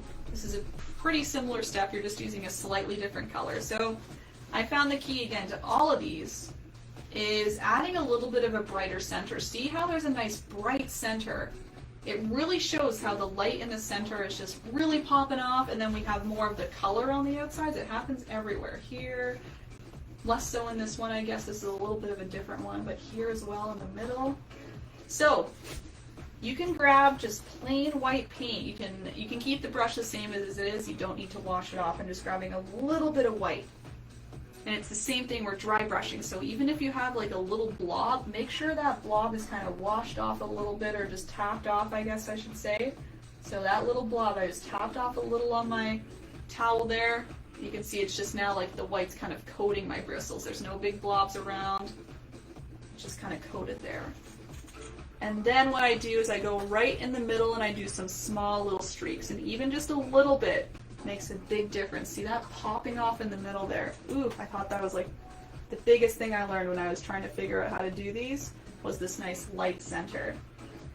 Now, you don't need to do the light center like all the way up consistently. You can kind of break it up if you want. I like to leave some gaps here and there. Again, I like the broken up look personally, so I'm going to leave a little gap here, and then I'll like softly do some up and down strokes, maybe just up, and switch where you're going. You can do some little up ones, you can do some down. If you want, you can even try to lightly carry it a little higher into those bigger streaks if you want, just where those big beams are happening. I like that look a lot. Again, wherever you think is needed, it's really up to you. I think less is more here, just do little bits at a time, because in the end I think it's nice to have the nice bright color, right? So you don't want to color in or cover up the whole thing with white. So you can see I left some gaps. I kind of left a gap here, maybe brought the white here, did more up here. Okay, so try that. So again, that was just a little bit. Oh, hello! Soul Vibes. I don't know why my little alert didn't go off. Welcome, hello! Thank you so much for the raid, Soul Vibes. Your party of 5. Welcome to all of you. Hello! I'll give you some little buns as a hello. Yeah, I don't know why my alert didn't go off, but hello! What were you doing, Soul Vibes? Ah, timing didn't work out again. I was streaming at the same time. Let me know what you were doing, though. How's it going? Fuzzy Caterpillar living in the future. Gotcha. You're so right, Brokey. Hype, hype, hype. Whee! Playing Bad North again. Ooh, I really want to see you play this. You've been playing this a lot, yeah. It must be fun. Yes, have a fika, have tea and bun. Good, well I hope it was a good stream. Again, thanks for the raid and welcome to all your viewers. I'm doing a painting tutorial right now, so I'm speaking to both Twitch and Facebook, and I'm leading people through painting step by step. Alright, Facebook, I think I said I'd give you one more. I'm going to give you one more minute just in case. I know the first one is probably a little bit to figure out, and then maybe we can go a little bit faster as we do the other colors, because it's all the same steps, just different colors here. Okay. But like I keep saying too, you can really take your time with it. Even if you decide that you want to get like the bases of these down and then revisit them later when you have more time, or just whatever, it's all up to you, right? So no pressure either way. Yes, a great stream. Excellent. I'm so glad to hear. Streaming's so fun, eh? I just love it. Keeps me company in these times, you know? Anyway, yeah, we're recreating a cabin. I think you were here when I was creating the cabin, maybe, yeah? Yeah, we're just about, yeah, a bit more than halfway through, I would say. Got a few more colors to go, a couple more details, stars, whatnot. Yes, I am. I'm good, thanks. I'm enjoying. Alright, everybody following along, I'm going to do my next color. So again, I just want to keep saying no pressure, take your time. You can take as much time as you want on the mint area. I'm going to move on to some pink. So these are all the same technique. They're all just slightly different in terms of placement, maybe in terms of pressure as well. You'll see with the blue I have something a tiny bit different going on. But I'll move on to the pink. It's a smaller stream. You can see I don't go like all the way to the bottom. I'm trying to kind of meet them all kind of in the middle, kind of this middle vertical plane here. But yeah, this pink one I made a little smaller, a little shorter. So I'm going to start just kind of off to the right from the middle and then kind of dip in. And this one I played around with separating some lines a little bit, so I'll show you that as well. Same technique, just different placement. So if you want the pink that I have, I'm just using the medium-sized brush. I did wash it off, even though it looks kind of minty. That's just the permanent stain on my brush after using it for years. I'm going to mix red, and white.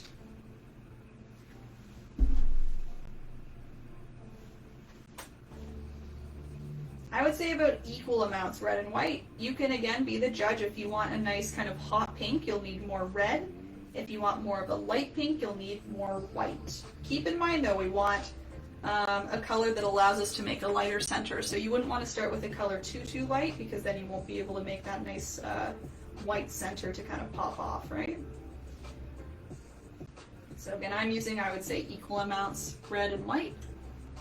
Same thing, make sure you're wiping that on a towel, paper towel, whatever you have, apron, clothing, skin, whatever you need. And yep, you can start with a little trail if you like to kind of show yourself where you're going. Maybe like this, that's kind of what I'm doing there, kind of bends into the middle.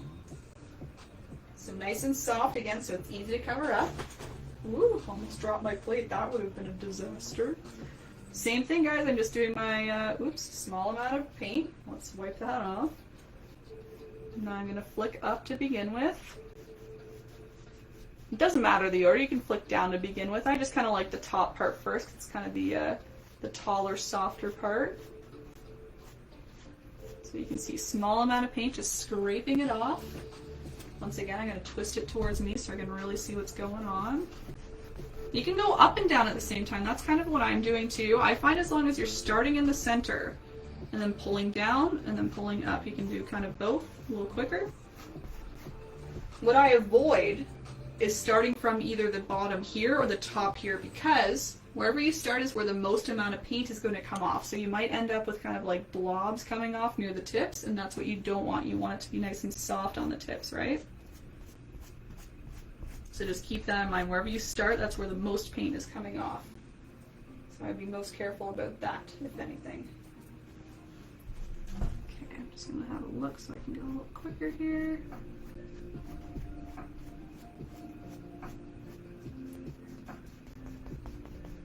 Hopefully you can hear that nice brush sound in the microphone. I love that sound.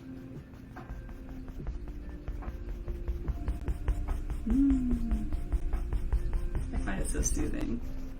Whenever I'm watching Bob Ross and you can hear his brush making those noises, I'm always like, yes! I love it.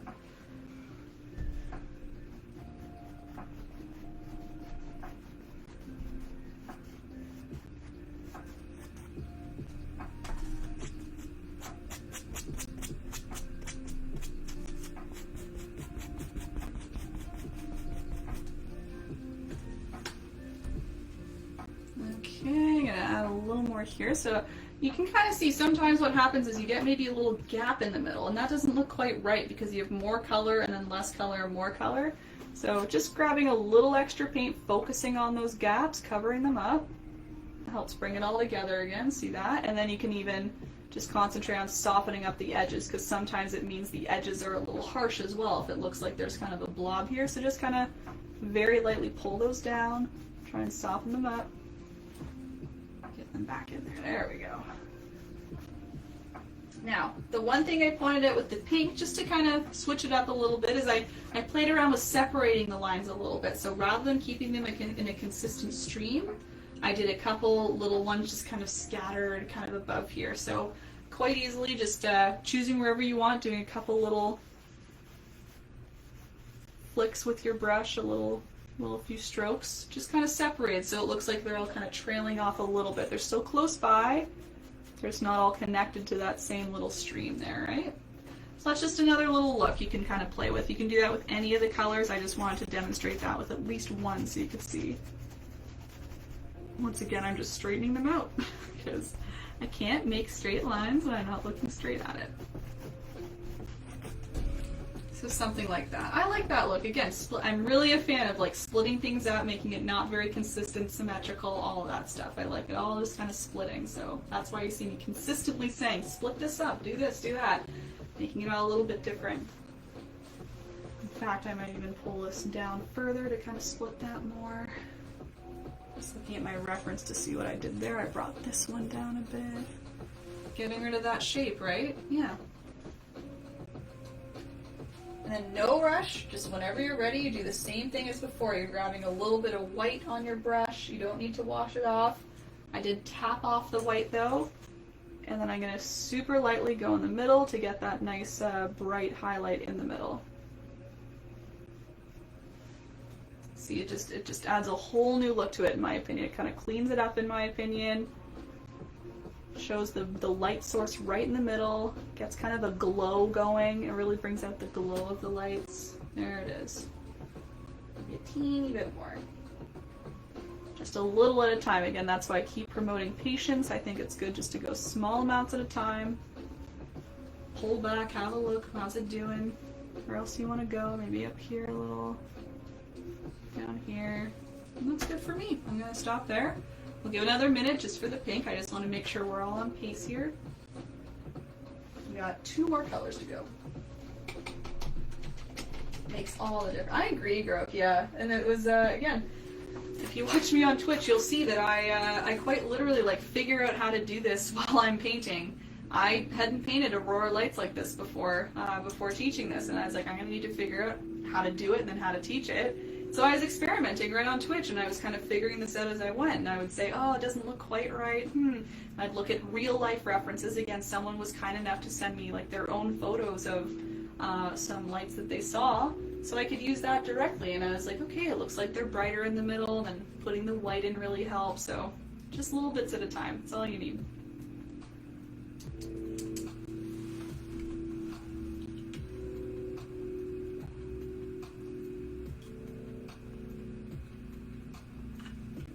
Here you go, Grok. Keeping hydrated. I need to be reminded, I forget. Alright, let me show you the next color. Again, take your time if you need. I'm using a nice kind of medium blue for the next one. And I would say this one, this kind of stream is a little different. I would say this one is even more split up than any of the others. You can see I didn't really put a line for this one. I actually just used my brush and just went up and down. I did nice big strokes. I kind of liked the idea. I was kind of playing off this one with the splitting up a little bit more, just like less consistent line. They are kind of going in an angle here, but they have a little bit of a split here and there, so just a little more loose with this one. So if you want to try something different, you can do this one a little more loose with me. If you like this technique, you can easily apply the exact same thing with the blue, a nice light center, but I'm going to show you something a little different once again, okay? So I'm using my medium-sized brush, washing in my cup of water, dabbing on my towel, and I'm going to mix together, I would call this a medium blue. It's not super light as you saw, it's not like a sky blue, it's also not a dark blue, somewhere in between. Half blue, half white, let's call it that. Yeah. And again, you can always experiment. If you add one stroke and you can't see it at all, make the blue lighter. If it looks way too light and way too prominent, just make it a little darker and stroke right on top again. I've got it on my brush. I've wiped it off just to be real safe here. Let's see how it looks with my first few strokes, and I can alter if I need. Alright, so look at that. That's really light in my opinion. I'm not going for that light, so all I need to do is stop. I need to grab a little more blue, mix it into that medium blue, and then I'll try again. I can either choose to cover it up or just kind of go beside it, do a little comparison. That's more what I want. See, that's more of like just a bright blue. So now I can say, all right, maybe I'll cover up that previous one. There we go. And I'm on my way. I now have a nice color that I like. And like I said, this one I'm being much more loose with. I'm still doing my vertical strokes. And I'm just kind of going wherever I want. I'm just kind of trailing it down to the middle, maybe where the other colors are hanging out. Maybe it says hello to the pink. Has a little meeting there, yep. And I'm making these a lot longer, a lot softer, I would say. Just adding little bits at a time. Slow vibes, this is awesome. Thank you, yeah. Yeah, I guess you've never really seen a tutorial before, right? But this is, yeah, this is what I do about twice a week. Again, sorry guys, I'm just making sure these are vertical. Yeah, I do this twice a week where people follow along step by step. There's a lot of people painting along here. Again, you're on Twitch here with 22 others. I haven't checked the numbers on Facebook, because I can't see them. But usually there's like anywhere between 80 and 100 people pretty much painting along with me, so it's really, really cool. I think it's super special to get that many people together at all times, and especially now when we can't really do that. We kind of can, kind of can't. This is a nice, safe way to do that. It's a comfy way to do it from our own home, so it's really neat. Yeah. Broken is really special to me. It really brightens. Honestly, I wasn't kidding at the start when I was getting all sentimental. I was like, I really look forward to this every week. I do. Like, when it's Monday, I'm like, oh, only a few more days and I can do another one, you know? The weekend is coming. This is my weekend, you know? Like, it's not weekend means work off. Weekend means work is on and I'm having fun. It's great. It's just very special. You guys continue to come and paint along and have a good time.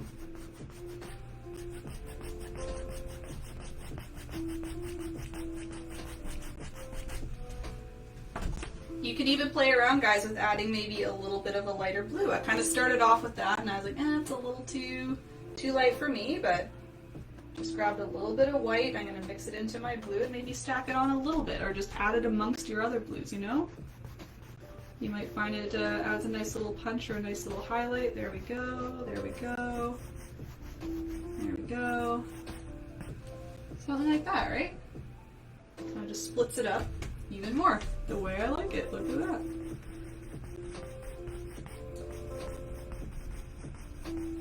Okay, so I think I'm going to leave the blue like that. Again, my whole goal with the blue is to make it a little looser, a little softer. It's not a very distinct trail. It's just kind of like glints of light. So once again, I'll leave that here for you to look at, maybe a minute or two, and then I have my green as my last one. Looks like 55. Yeah, there we go. Pretty special, yeah, that many people. It's not often we can get that many people together to do anything, so it's really neat. Rachel, I love painting with you. I love painting with you, Rachel. I've been here a bunch. I really appreciate it. And it makes me happy that everyone else is happy doing it too. It's all a nice circle of love. It's all everyone's having a good time. Yeah.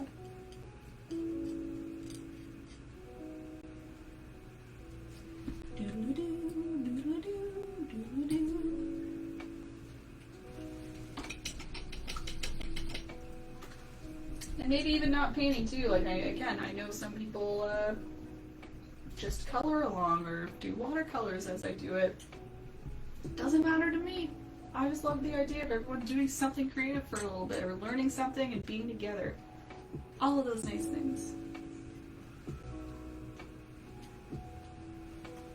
Okay, one more minute, then I'm going to go on to that last color. The last one's a little smaller. It's kind of another green. Remember, it's like a lime green. There's a little comparison there. See, it's looking similar but different. That's what everyone's going to happen, yeah. It's always going to be a little different. Lynn, I love that emoji with it's a little smiley face with 3 hearts. That's what I based my little bun off of on Twitch here. I really liked that look. It's such a nice little wholesome emoji. It makes me so warm when I see those. I'm always like, oh. My whole body just warms up. Amit, for me it's really late. I'm gonna go bye. Bye, Amit, thanks for coming. And again, you can always check out the end of the video when we're done. We'll be done pretty soon, probably like half an hour, 40 minutes-ish. So you can check it out tomorrow after your good night's sleep. But yeah, I think I want to change the heart color on those. They're a little dark. We'll see.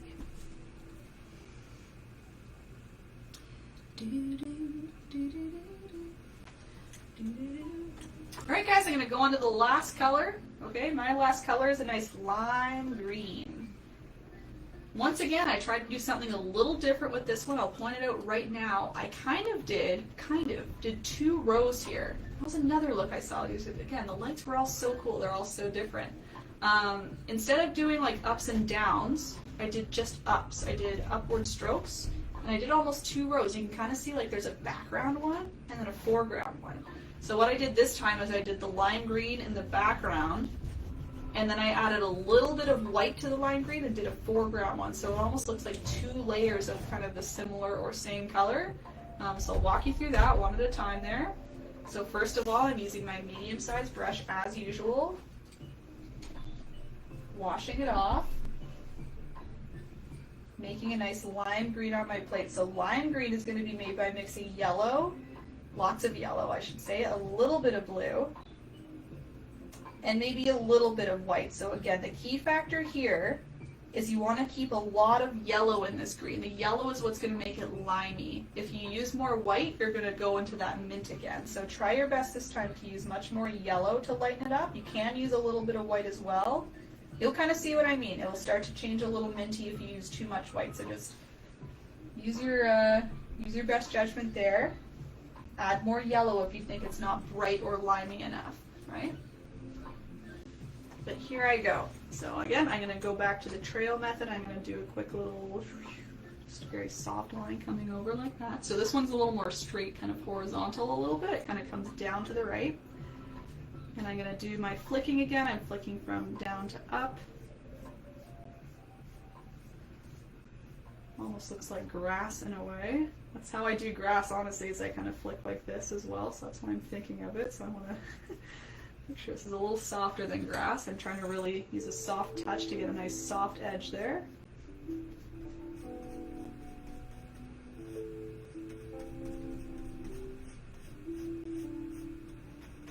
Same thing, you can do a couple like larger strokes to kind of separate a bit. Then I'm going to switch over here, have a look.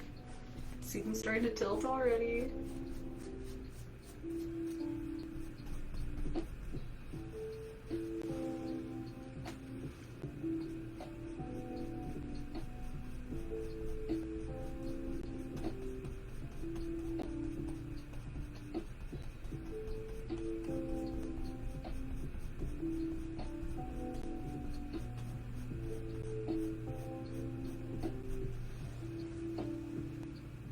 So again, very similar to this. The only difference is I didn't go down this time. Spraying them up with the colors for green again. Lots of yellow, tiny bit of blue, and then I would say a tiny bit of white as well. We want mostly yellow in there. That's going to get the lime color here. Okay. So I just did the one kind of edge. I did the one top area rather than the top and bottom, so just the top. And now what I'm doing is I'm grabbing a little extra white, mixing that into my lime green. And I'm going to do a second row. It's going to be just in front. So what I'm doing is I'm going just below here. And then I'm going to scrape it kind of on top. So you'll see a little bit of the background showing through. You'll see a little bit of this lighter green on top. It's almost like just a different way to add a highlight, right? You're kind of adding the highlight in front this time, kind of as a separate light band. Again, I wanted to really experiment with all these different kinds just to really show you how many different ways, and I'm sure there's more than this too. This is just kind of what I saw in my reference photos. So it just shows you can probably come up with even more on your own if you want to play around with this technique and just use different shapes and trails and stuff. It's all works out. So you can see how it's kind of stacking in front almost this time, but it is still kind of acting as a highlight. Very interesting in my opinion how it all works out, even though we're doing different techniques every time.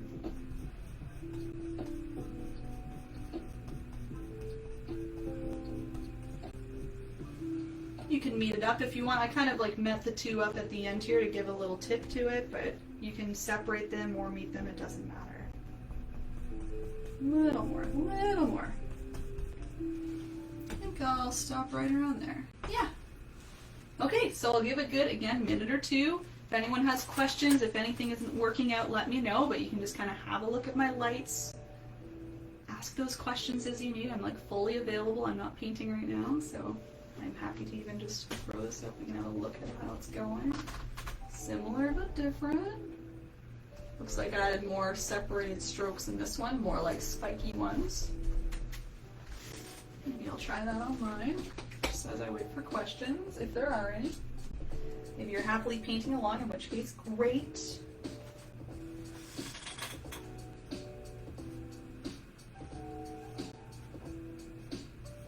little more separation. Look at that. There we go. Straighten those out. I always make the mistake. I always do it first, and I'm like, gotta straighten it.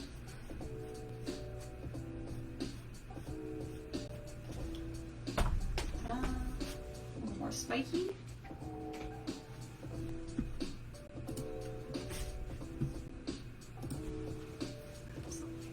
Yeah, it's still good there. Okay.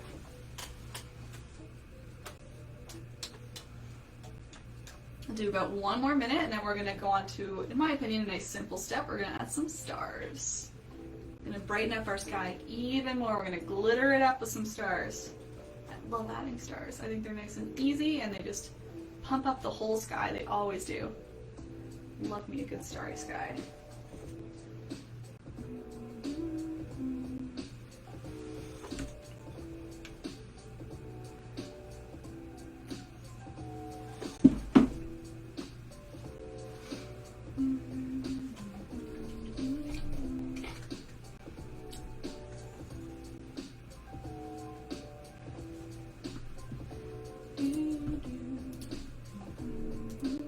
Your pink, what's up with your pink, Spring? Too dark, too light, not working.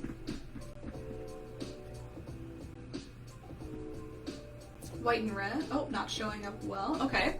I would say probably make it lighter then. I think if it's a little too dark, it probably won't show up. So use a little more white in your mixture. Again, it was white and red. Just throw a little extra white in there. I think you'll be good with that. And I also find too that red paint is a little transparent. Mine is as well. So that's another thing. If you're not adding enough white in there, the red is going to be a little more transparent. It's the white that I find helps make it stick on top. This is why all these nice colors are nice and bright, because there's lots of white. If there was less white, they'd be much less bright and they just would also be a little more transparent. So try just a little more white in your pink. Try that. All right, everybody, I'm going to go on to some stars. So again, I think it's a nice simple step, nice little relaxing step. So get ready for that. We're using a nice teeny tiny brush for the stars. I'm using my little detail brush. Small round. I've dipped it into my white. And this time we do want a nice big blob. So you can see a nice big blob of white sitting right there, ready to be used. And all I do for the stars is I just very lightly tap the tip on and off. And it creates a nice little white dot. So I'm just going to do that everywhere in my sky. Whee! The harder you tap, the larger the dot will be. The lighter you tap, the smaller it'll be. So I just kind of mix it up. I try and use a little bit more pressure, a little less pressure here and there. I would say I stay away from, going right in the middle of my colors, for example, but I try and go in between a little bit, add a few little sparkles. Anywhere I want. Again, up to you how much or how little you want to do. I really like to make a starry, starry sky personally. So I'm just dotting everywhere. I try and keep my stars inconsistent. Again, I like the kind of inconsistent look rather than having them all evenly spaced out. So I kind of like cluster a few, maybe leave a little gap, do a couple on their own, cluster a few more. Just thinking less and less about it, I would say.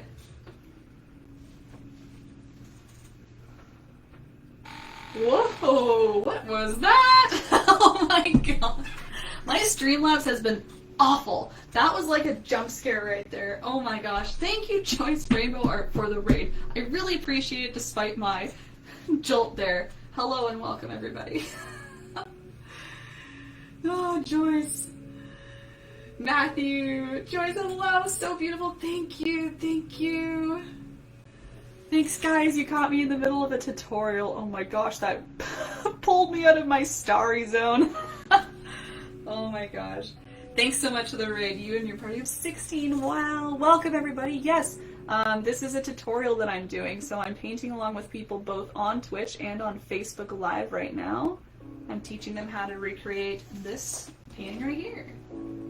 So we're almost there. We just have not a whole lot really, just some details. We got the trees, we'll do some reflections, got the dock to go, and then some little windows in the cabin.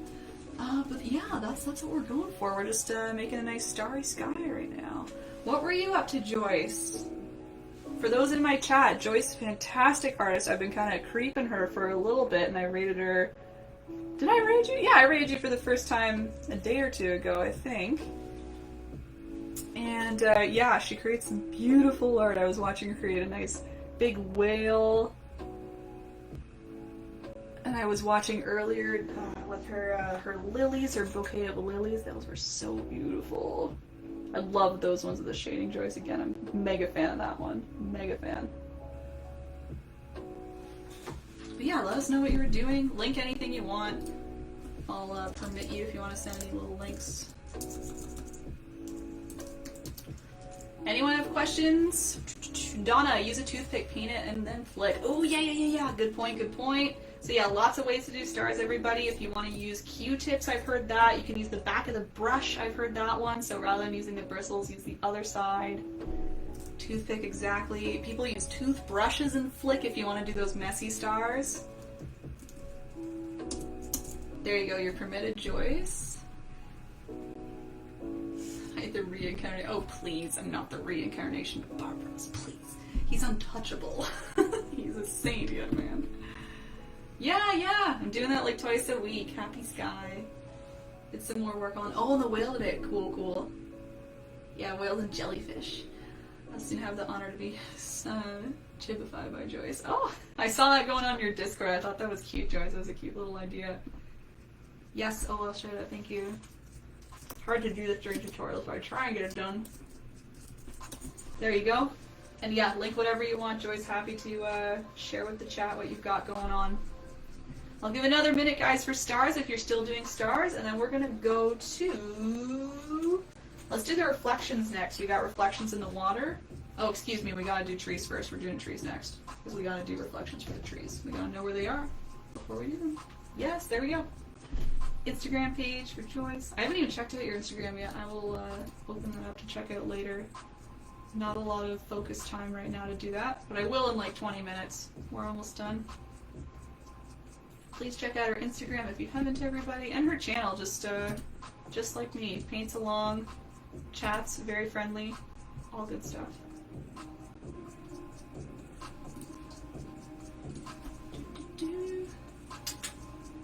Thank you so much. Soul vibes. Did I get too good? Good interpretation. Okay, guys, if you're ready to move on, we're going to do some trees. We're doing some happy little trees. We had happy little sky, happy little stars, happy little trees. Now, honestly, these are quite like the Bob Ross trees. Thanks for the subscription, Lakeside. Oh, and I missed a follow. Thanks for the follow, Falling Sanity Studios. Thank you so much. Thanks, Lakeside. You didn't have to do that. Alright, so, I was in the middle of saying, yeah, these are very Bob Ross trees. They're not quite as big as Bob does them. Usually does them right across the painting, you know, nice and big. These ones are a little smaller. But they're still the same technique. I'll teach you the technique. It's kind of using the medium-sized brush again. We do the whole, you know, create the trunk, dab, dab, dab, dab, dab, all the way down. And I like to leave a little bit of an opening in mind. You can choose to make them all the way across if you want, but I'm going to do kind of some across here, some across there, a little taller on the side, and they get lower as they get more to the middle. I'll do all of that with my medium-sized brush and some black paint. So you can get that ready. You can wash off your brush, grab your black paint. First thing I start off with is just a nice black line wherever I want my tree. So again, I'm kind of marking out just almost to halfway. I'm going to leave a little bit of a gap about halfway, and then I'll continue on this side. Again, a little dark, I know, but hopefully you can see where I'm pointing here. It's just on the horizon line, right? We're just separating the sky from the water, sky from the lake.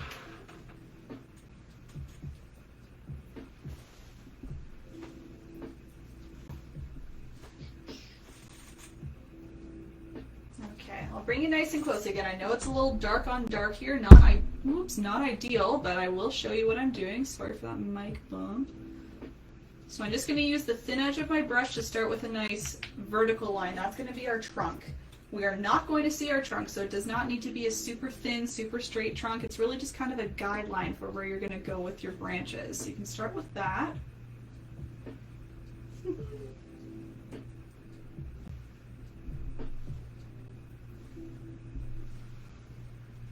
And then what you do is we can use the medium-sized brush. I flattened it out on my plate or whatever surface you have, so all the bristles kind of line up. See that? They're all very straight. And then what I do is I go on the top of the trunk here. I just lightly tap, tap, tap, tap, tap. You can see a little bit coming off. I'm going to tap a little harder as I come down. Tap, tap, tap, tap, tap, just like Bob does. And then even harder as I go down. And as I tap harder, I'm now going to move a little right and a little left.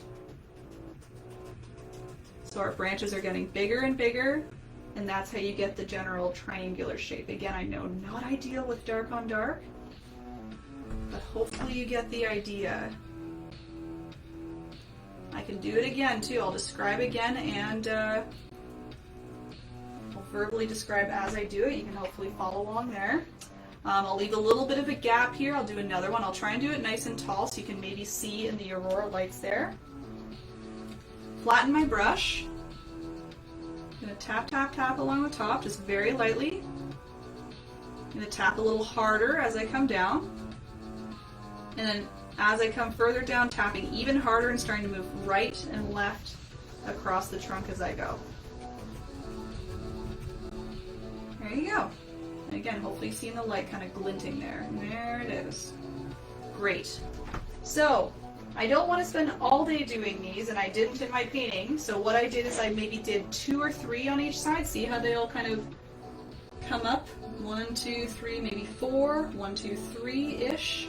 And the rest of the trees are just simple vertical lines. So we're kind of going back to what we were doing in our aurora lights here. We're just using a little bit more paint this time, and that way you get some nice clean edges when we flick.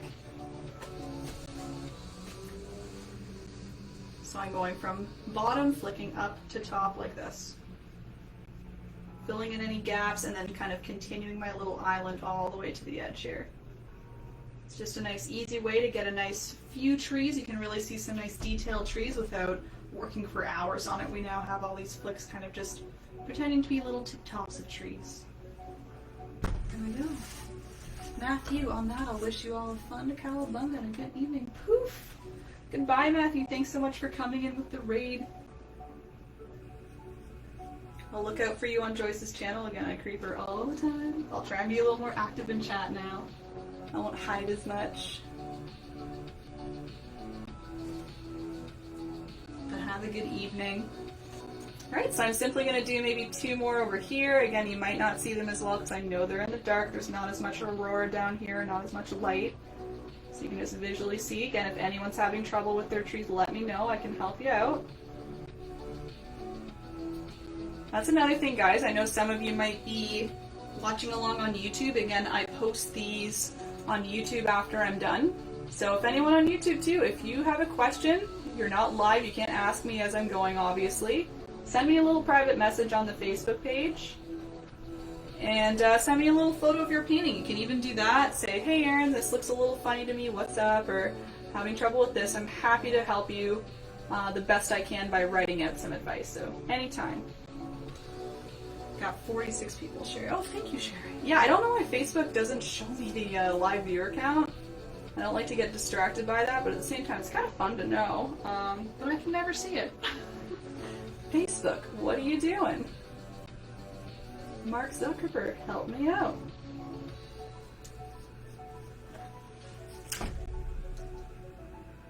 Again, dark on dark. Maybe you can see the nice wet paint there. You can see the shapes coming through there. I'll give you guys, once again, another minute or 2. You can keep working on your trees. Flicking, again, up to get the rest of those tree tops in.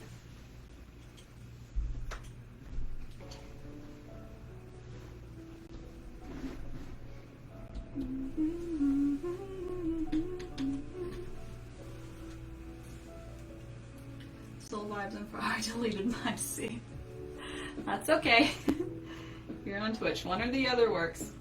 You can also, well, can you PM me? Yeah, you can wizard me on Twitch too. Go to my Discord if you're on Twitch. That's where it works as well. Anything. Any Erin Bun Paint social media, you can find the Instagram page, all of that. As long as you don't seek out my personal page. I prefer you don't do that, thank you. Because I've had that happen. I say, please go to the art page, thank you. I just like to keep it a little separate, obviously, personal and the art stuff, so. Yeah, Instagram, Discord, Facebook, anything with any sort of messaging. Happy to help out on there. I'm everywhere. I'm trying to be everywhere. Can you message on YouTube? I don't know. If you can, try it out. I'll find it. I'll get a notification. I'll help you out. Okay. Again, not too much left. We're kind of working down the painting now. What do we have left? We have some reflections to go. So we have our nice light colors. We have some like dark purple for the trees. And then really it's just about kind of cleaning up this area. We have a dock, which I'll add. And then after that, it's just really the windows and we're all set. So we're almost there. Okay, so let's look at the water. I'll talk a little bit about it, then we can all do it together. So I used just a variety of colors to get some nice reflections in the water. I thought it made it a little more glittery looking. We have this nice kind of dark purple for the trees. So rather than using black and kind of darkening it up more, I just used a dark purple. A nice small horizontal stroke action just everywhere to kind of shape out the reflections in the trees.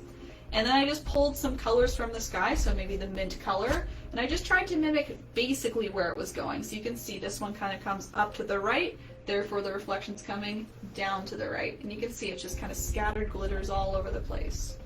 I got a little hint of the green there, I got a tiny hint of the blue because mine happened to be covered up by my rock, and then a little hint of the pink. Sure, Suzanne, yeah. So before I move on to that, Suzanne was asking me to just go over the trees again here, the nondescript trees, so I'm assuming the nice ones in the gaps here. So that's actually essentially what we were doing up here with the lights. We're doing the flicking motion. We're using the medium brush and flicking from the base to the top. So I'm doing that here, base and then flicking up. The only difference between this and the lights is we're using more paint here, Suzanne, because we want these to be cleaner. We don't want them to be super soft and transparent. We want them to be dark and clean, clean edges. So use a little extra paint on your brush, but same thing, going from the base, flicking up.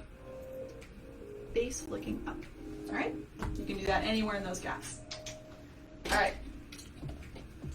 So I'm going to go down to my water just to work on our reflections. So again, the reflections of the trees, I like to use a nice dark purple for, just so it's not super, super dark everywhere at the black.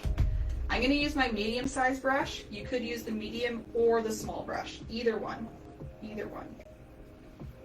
To make a nice dark purple, you're mixing together red and blue. No white needed, we want it just nice and dark.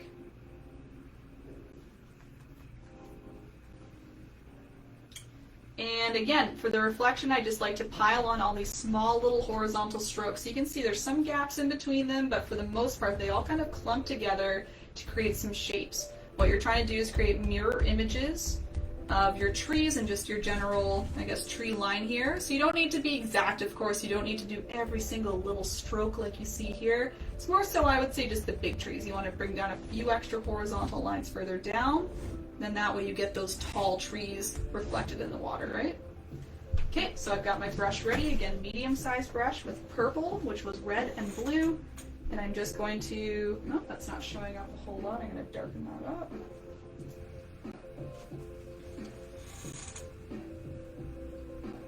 Weird, it's not showing up at all. A little more, a little more. Is it showing up? Okay, I'm going to darken mine with a little black. Mine is not showing up. Maybe my lake is a little bit dark.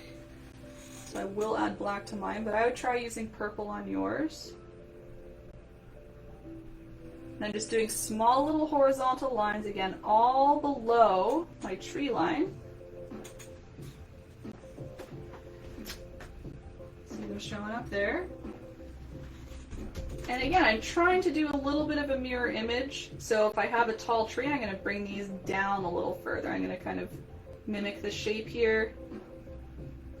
And then bring them nice and tight again to that tree line. Come back down.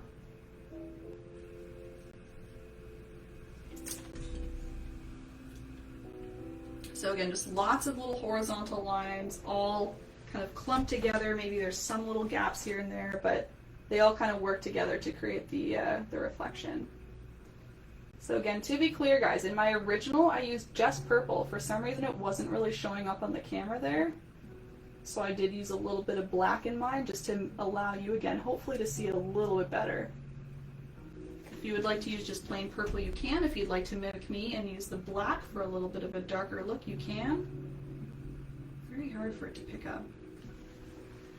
Again, all up to you. You're painting, do what you like.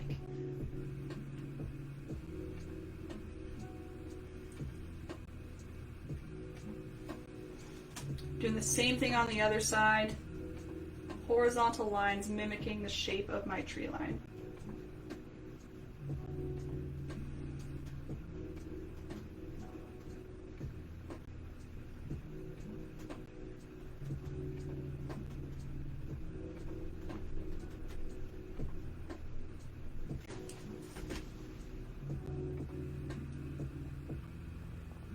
That's just the start of our reflections there. It's just the reflection of our tree line. We have reflections for our lights too.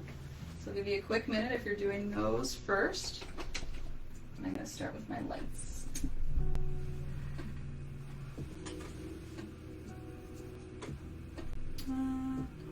Yes, I went over that. Good. Got a bomb quote on Twitch here.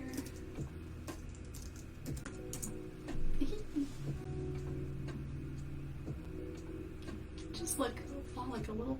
I love that one. Cutie time, what's the latest you stayed up, perhaps? I stayed up till 3 a.m. last night. I think I've stayed up all night before, like waiting for the sun to rise type thing. 5 a.m., 6 a.m., even later. I'll tell you a bit about spring when I do another color here. So I'm just going to keep adding reflections, everybody. What you're doing is you're grabbing the colors you were using up here, putting them down here. So you're going to go back to your plate. Even if you have a tiny bit of that color left, or maybe you want to add a little bit of water to your brush to help kind of reactivate the color a little bit, just to save from mixing a whole new color, you can definitely do that. So again, even if you have kind of a sticky amount of paint left, just a little bit, just add a little water to it. That should be enough to kind of reactivate it a little bit, kind of wet it again, so you can use it for a nice little reflection. And I'm just going in with my medium-sized brush, going back to my horizontal strokes, and I'm just kind of mimicking where my mint light is going. Anyway, again, on Twitch, yeah, Spring said Q&A, what's the latest you've stayed up? And I was kind of in the middle of answering, and then I thought more about it. I've definitely, yeah, anytime I'm traveling is what I'm trying to get to. Whenever I'm traveling, whenever I'm flying, I have a weird thing where I just can't sleep the night before. It doesn't matter what time I woke up the morning before, even if it's super early and I'm like trying to tire myself out, I just can't sleep the night before I'm getting on a plane. So I always stay up the whole entire night. I don't take any naps, any sleep, anything, because I'm too nervous that I'm going to miss the plane. And I think it's because I have missed a plane doing that one time where I fell asleep. Anyway, yeah, so I stay up all night. I literally like go to the airport super, super early. Makes me feel comfortable to be there nice and early. And yeah, I just straight up don't sleep until I've arrived at my destination. Maybe I'll take an afternoon nap once I'm there, but I think usually I'm able to tough it out, or I sleep on the plane maybe on the way, but I don't, yeah, I don't sleep at all the night before I travel if I am flying. Hasn't bit me in the butt yet. Always works out. Makes me comfortable to know that I'm not missing my flight to sleep, and gets me to the airport nice and early. Lets me know that, you know, I've had the whole night to figure out, like, what I'm packing, and I'm not missing anything, and I can just chill out and do whatever I want. Anyway, so that's my answer, Spring, is literally all night. Especially when I'm traveling. I don't know if anyone does the same thing, but yeah, for years I've done that now. Alright, so there's my mint, everybody. You can see that there.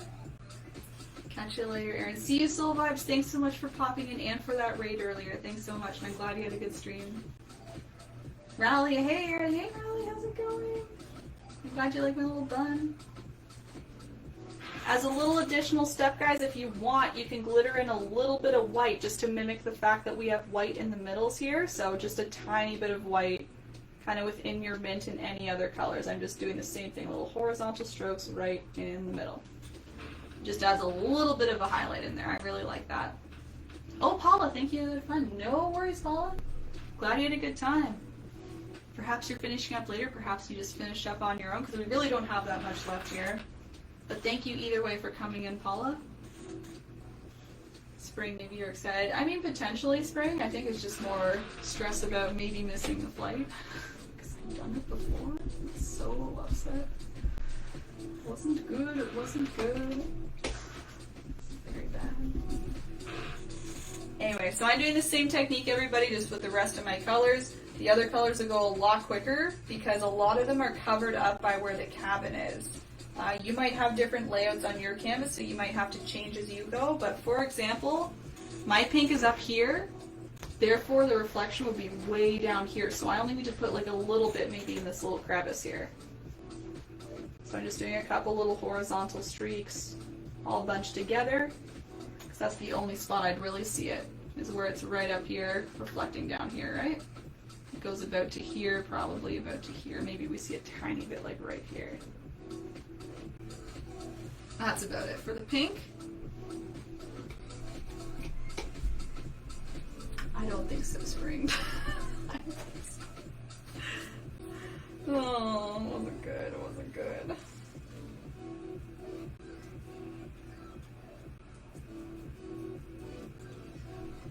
Okay, I'm going in with the medium blue. Same thing, it's kind of covered up by here. If it's starting up here, it's going to be down here, which is covered up by the rock, so I think I'm only going to see a little bit right around here. Just horizontal streaks again, just kind of glittering up this one area. Brightening it up. See that? And the rest would be down here, right? It was all my fault though, Spring. It's not the airline's fault. And you, I'm good, how are you? You're just kind of tuning in on the last little bit of our tutorial. I'm just glittering up our lake here, and then I have a few little details with the dock and the cabin. But I'm doing good, thanks. I had a little bit of a tired day, but I'm energized now. As usual, nighttime's my time. How are you, Andrew? Lastly, everybody, I'm going in with my green. Just going to do that, then I'll give you once again a minute or two if you're still working on those. But I expect you'll probably be in the same situation as me, where a lot of your stuff, because of this bottom left corner, kind of covering up a lot of your colors there. So even the green, like I feel like I'd only really see kind of a tip top. Whoops, I'm going to grab a little more white there. Kind of like the tip top right around here, just kind of glittering up. Not a whole lot though.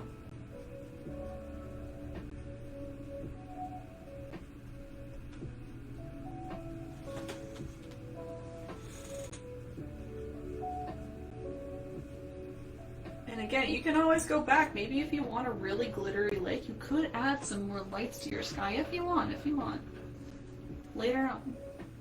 Or now. It's all up to you. I can't stop you if you want to do that now. Night owl for sure, yeah. Oh, clearly, Crook, you're, I don't know what time it is there, 6 hours? You're 4, are you 4 a.m. right now? Get out of here. Get out of here. I'm not that much of that's like a morning owl at that point. And you, I'm okay, I forgot about the painting. No, it's okay, it's okay. I was waiting for the whole day and I forgot in the evening. Oh dear. Well, I'm sad that you forgot for that reason, but just once again, know that this will be, I'll be ending very soon, so you can even get your paints ready now, and then it'll be ready for you on Facebook probably in like 10-15 minutes. But yeah, I'm sorry if you were planning on coming and you missed out. Oh, that happens. Got this, we've got Sunday as well, we've got a little abstract tutorial, so don't worry, that's coming soon too. Won't be too long for you to wait to paint again. Oh, Terry, I'm a couple steps behind. I have purple top and blue bottom. What's next? For the reflections, you mean? Terry, I think, because he said purple and then blue. We're just going in with the other colors. We're doing the exact same technique, just different colors. Nope. Something else? Whole thing. Oh, okay. So you got this and this. Oh, I see. Okay, so next what I did, Terry, is I did the gray rock. Gray rock. You're like right at the start, you're saying. Gray rock was next. Medium gray. I'm excited for Sunday. Yay! Yeah, Sunday's gonna be cool, guys. I'm gonna teach you the next step and I'll talk a little more about Sunday just in case anybody's unaware. I am very excited for Sunday. So I've got those reflections on. Whoa! Nice. That's some paint on there. Neat! Neat. Alright, so I got two last details for you. We have the dock, and we have these little windows here. Perfect. Yeah, Terry, just throw any other questions you got. So the dock, we're going to be using our brown again, and I kept the dock kind of straight and simple. I just did kind of this rectangle shape, and then did a few little posts in a light brown to give it a little bit of extra shape. I just felt like a little cabin needed a little dock, you know, so that's why I'm going to put it in there. So, as a reminder, maybe you have brown still nice and wet, which is perfect. You can use a nice dark brown from your cabin. If you need a reminder though, it was red and yellow mixed together with a little bit of black. We want a nice chocolatey brown to begin with. You can see how the dock is dark, and then we have some like light brown for the post there. So I'm using my nice detail brush. Again, my nice painty arm now with the white. But yeah, I've got my nice dark brown on my detail brush. I'm just doing a rectangle kind of coming out from the rock anywhere you want. I'm kind of going up to the right, I guess, up here. Nice angled line down to the right, and then a nice parallel line for the other side of the dock. Can you see that? Yes, pretty much. I'll angle this again so you can see it a little better. But yeah, it's not three-dimensional for now. I'm just doing this kind of chocolate-looking rectangle. It's like a chocolate bar just floating in the water.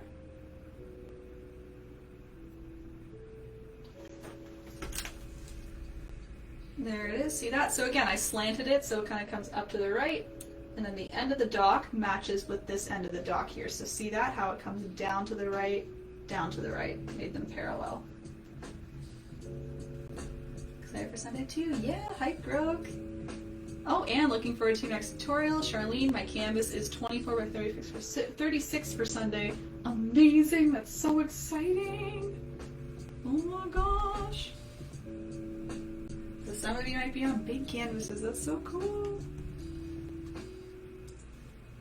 And then for the posts, everybody, I'm just mixing up a little bit of white in my brown. So similar to what I did for the rooftop here, just a little white in my brown.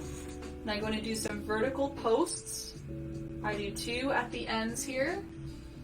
I like to do 2 kind of in the middle. So you can see the top one is going to come up and outside of the chocolate bar, the dock. I should call it the dock, that's what it is. Sorry about the light.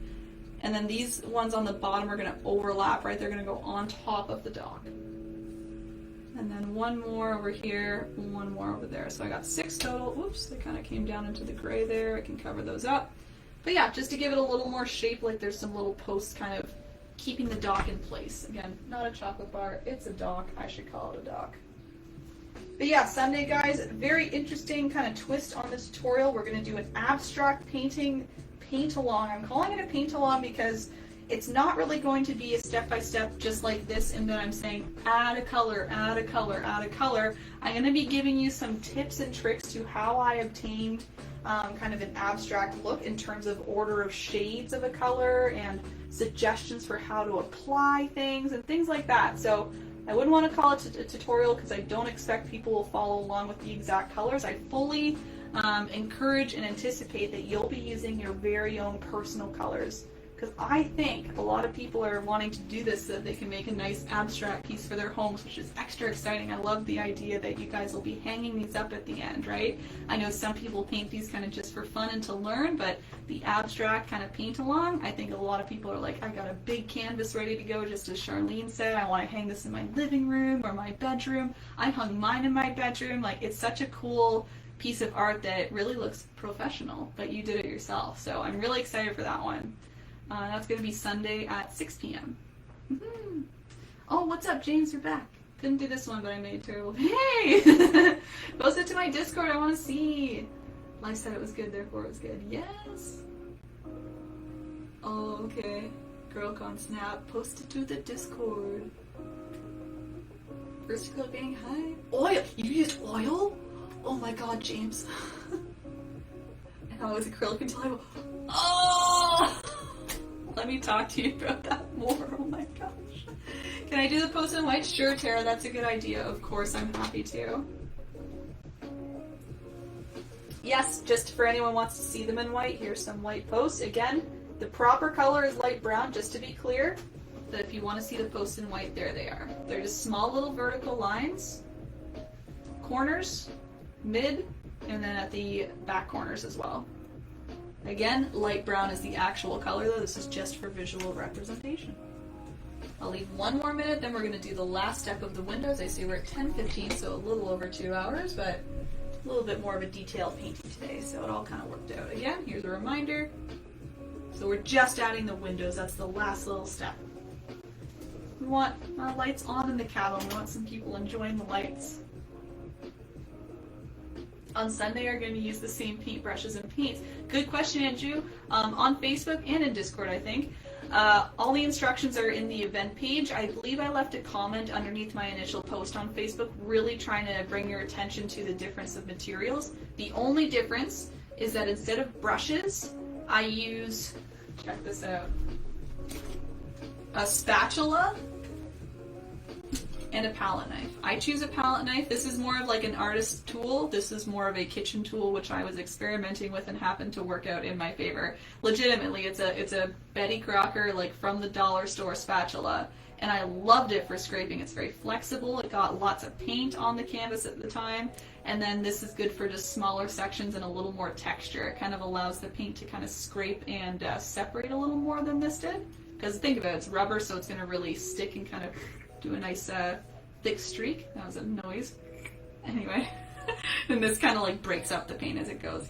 Lots of suggestions for different things. Old business cards, old credit cards, just a piece of card or cardboard, plastic knives, plastic cutlery in general, your fingers, the edges of a paintbrush, scraping like that. So many things you can use. So do not feel like you need to go out and buy things. Once again, my whole goal is that you can maybe find things at home, go in your recycling bin, grab like a cereal box card, that's easy enough.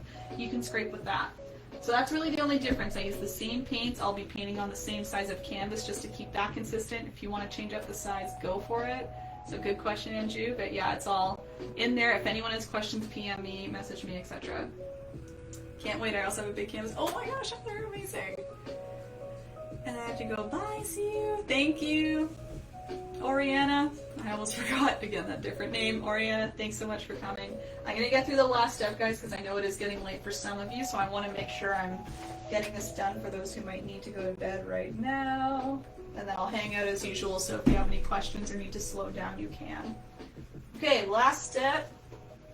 Putting these little glowing windows in. So I mixed, actually, I was just extra for this. I mixed 3 colors. I used lots of yellow. I did a tiny bit of red because I wanted more of a golden glow. And then I did a tiny bit of white just to allow it to stick on top a little easier. Okay? So lots of yellow. You can throw in just a little red if you want more of the golden color. That's what I was going for, more of like a golden yellow. And then a little bit of white. Again, the white helps with transparency. I find the yellow and red paint to be transparent. If you add white in there, it helps it become more opaque and bright. Okay, so for the windows, I did solid squares, and then what I did is I put brown to add the little crisscross frames. So again, as a reminder, that's what they look like. I did the whole square first, and then I used brown to chop them up. If you'd rather just do 4 squares, you can do that if you don't want to be bothered with re-adding brown, for example.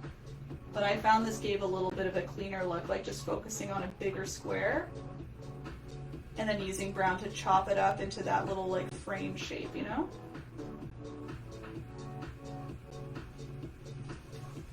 So there's 1, and these are just regular squares. These first 2, I do 2 on the side of the cabin here. James, I can't wait to hear this story. That's exactly why they were expensive, dude. It all makes sense now.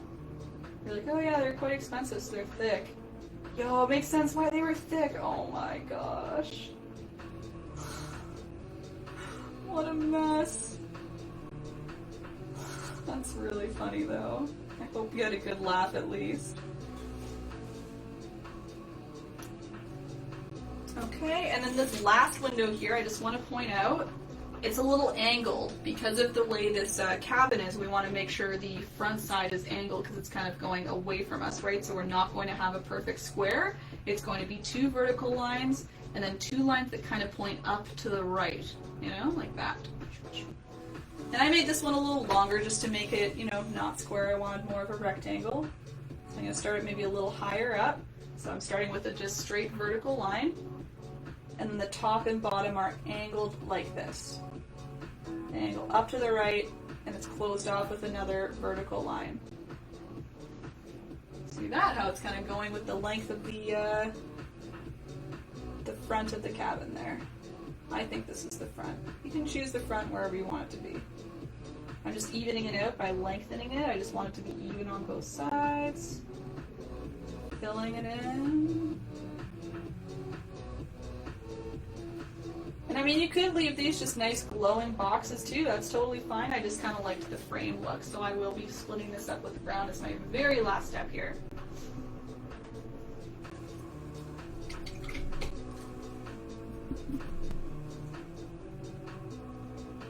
Just giving a quick minute if you're doing those windows. The last step is just splitting them up. Those posts are really glowing.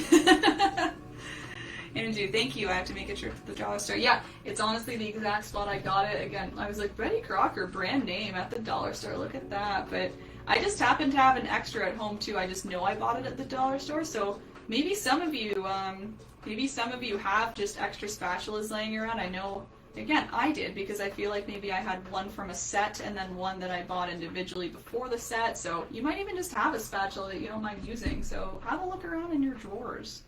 I feel like plastic cutlery would be good, so you might have all this kind of hanging around. Renee, are your stars white? Yes, they are. You could add some yellow ones in my original, and in this one, they are all white. All white. Yellow ones are nice too, though, kind of glowy ones. Yeah. Okay, just going to show that last step again, just because I know we're already up 20 minutes over 10 here, but whatever. This painting was a little more detailed today, so I'm glad we took our time.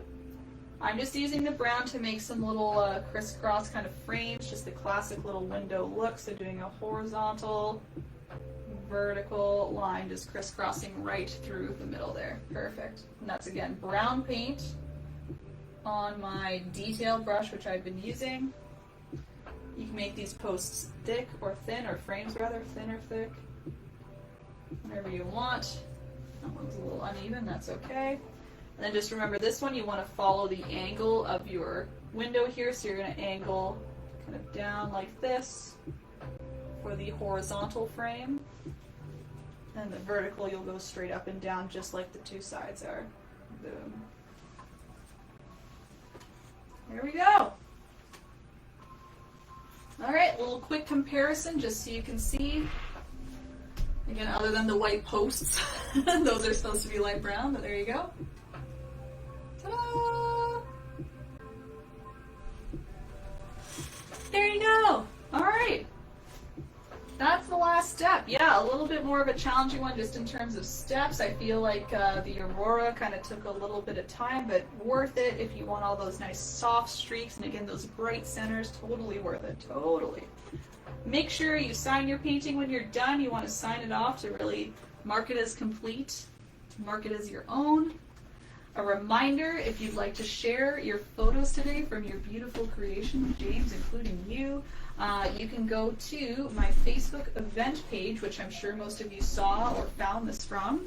I'm going to go back to that right now to open it up for posting, because right now it's limited to only me. I'm the only one allowed to post there, but I want to open it up to all of you so you can share your lovely photos whenever you're done too. Maybe it's in like tomorrow or the next day in the next couple days. Take your time. You can always post them a little later as well. So I'll go back and open up that event page in the next 10-20 minutes. Reminder again, next tutorial is at 6 p.m. on Sunday, kind of looser term tutorial. Again, I'll lead you through techniques and ideas for how to create an abstract painting. I will create one with you so you can see what I'm doing, but I fully expect you guys should be coming with your own color palettes just so you can really make sure this matches to your home or your style, whatever you want, and I'll kind of lead you through how to use your colors in what ways. So look out for that. Otherwise, more tutorials coming up next week as well. I'll be posting those whenever I get some designs prepared. I got to design some more paintings, so I'll be doing that on Twitch probably tomorrow or the next day. So if you want to watch me do that, you can do that.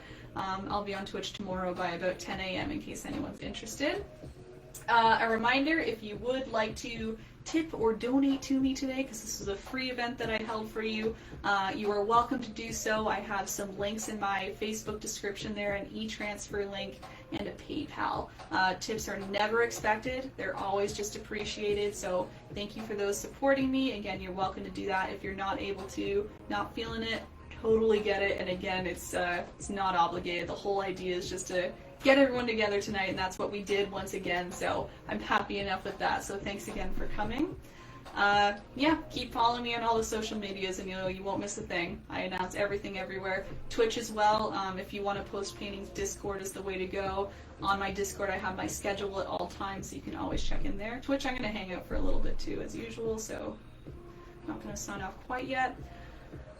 Linda, on my screen, some of your stars look white, some pink, and a few purple. Oh my gosh. Maybe it's the weird coloring? I don't know. Kind of like listening. Here, that they kind of look white there. I kind of just saw what you meant though when it was staying still. It was like the camera was like picking some up. Like these ones look like they're glittering. Whoa! I swear they're all white, but kind of cool. I mean, cool idea if you want to like reflect kind of the lights into the stars in a way. I know it's not technically how it would work, but it's your painting. Do what you want, you know? So, very cool. I love that. Rachel, thank you. Had a great time. You're very welcome, Rachel, as always. Charlene, thanks, Erin. Lots of fun. Normal. See you Sunday at 5:45. Painting on my kitchen floor. Nice. Yeah, if you have a big painting, you might want to paint on the floor, guys. I'm going to be on an easel because I'll be using a 16 by 20. But when I made my big painting the other weekend, I was on my floor. I had a big tarp laid out. I had it all set up. It was nice and fun. I was crawling around doing all my scraping. So just keep that in mind. Emily, thank you. You're welcome. Emily, yeah. And I'll change up Twitch for you. I think that's a great idea. Just keeping it nice and clean, nice and big so you can see. Lisa, thank you. Love this one. Going to try it on the weekend. Hopefully excellent. Thanks for sticking around the whole time, Lisa. Hope you had a good time watching. Anju, have a good night. Sweet dreams. You too, Anju. Enjoy this another time, okay? Sharon, you're very welcome. Hope you enjoyed your, what was it called? Pink something. I want to remember it because oh, it's right there. Pink Whitney. Yeah. Hope you enjoyed your Pink Whitney. Or no, were you drinking that? You were complimenting somebody on their drink choice. I forget. I think you had wine, Sharon. Have I had wine? No, I haven't. It's just late at night. But you're welcome. See you Sunday. Someone else was drinking Pink Whitney. You were just saying it was a good drink. Yes. I got it sorted out. I figured it out. Anyway. Oh boy. Alright, yeah, Facebook, if you have any other questions, I'm still hanging around for a couple minutes, so ask away. Otherwise, you can always private message me, reach me anywhere else you want. But yeah, James, that's a shame, and I'm sorry. I used oils like 10 plus years ago. I might start using them again just to experiment with, but I've been trying to watch tutorials, and that's like the #1 thing. People are like, it's so messy, you need spirits to clean your brush, blah blah blah. I start with brushes, end up using knives. That's cool. That's what I want to do. I want to use lots of texture using the knives, you know, just scraping around. So that'd be cool. Bye, Erin. See you soon. See you soon, Alyssa. Again, I'm so glad you found me. Oh my gosh. I'll see you again. I can't wait. Hope you had a good time. Spring Q&A. Who's your favorite princess? Like Disney princess? I don't know if I have one. Let me think. Love it. See you Monday morning. See you, Heather. Yeah, I'm glad it works out timing-wise for you. Disney princess. Snow White's fun. She plays with all the animals and stuff. She has all her little animal friends. She's cool. She's cool. I like her. Last Q&A. Has anyone come to you and was a fan of your art? I think a lot of people are fans of my art. Yeah, a lot of people are always complimenting on my art. Yeah. Never sold any art, but yeah. Again, I might think about doing that soon, kind of getting a little store together, but we'll see. Another fantastic painting, says Gail. Thank you so much, Gail. And hopefully you're complimenting yourself too, saying another fantastic painting for you. I hope so. Thanks, Gail, for coming. Camera hacks, yeah, totally. Terry, I'll be going over to Facebook to watch this tutorial. Perfect! Yeah, it'll be on right when I shut this down on Facebook here. Once I sign off, it's like live right on Facebook. You can rewatch it for sure. There should be VODs up here on this. Yes, and there will be on Twitch too, actually, because I didn't play any copyright music, so I will keep it on this time. And but I think I'll stay on Twitch for a little longer. I wanted to finish the cherry blossom painting, so I might do that for like half an hour or something, and then I'll be off. April, thank you. Obviously the Northern Lights aren't my forte. Oh, okay, I had fun. Feel free, April, if you want to send me a quick little photo, see what's going on. I'm happy to try and help you out. It might just be a matter of like re-adding some of your purple to kind of soften things up. That might be a good suggestion, but yeah, to each their own. Maybe you learned some other things in the painting too that you liked, so whatever you want, you let me know. We'll be posting YouTube as well. Exactly, yeah. YouTube might be tomorrow though. I find the Friday nights it's too hard to get it up that night, and just my internet speeds don't allow for it. So you'll find it somewhere though. It's always somewhere like immediately, and then it just kind of moves around.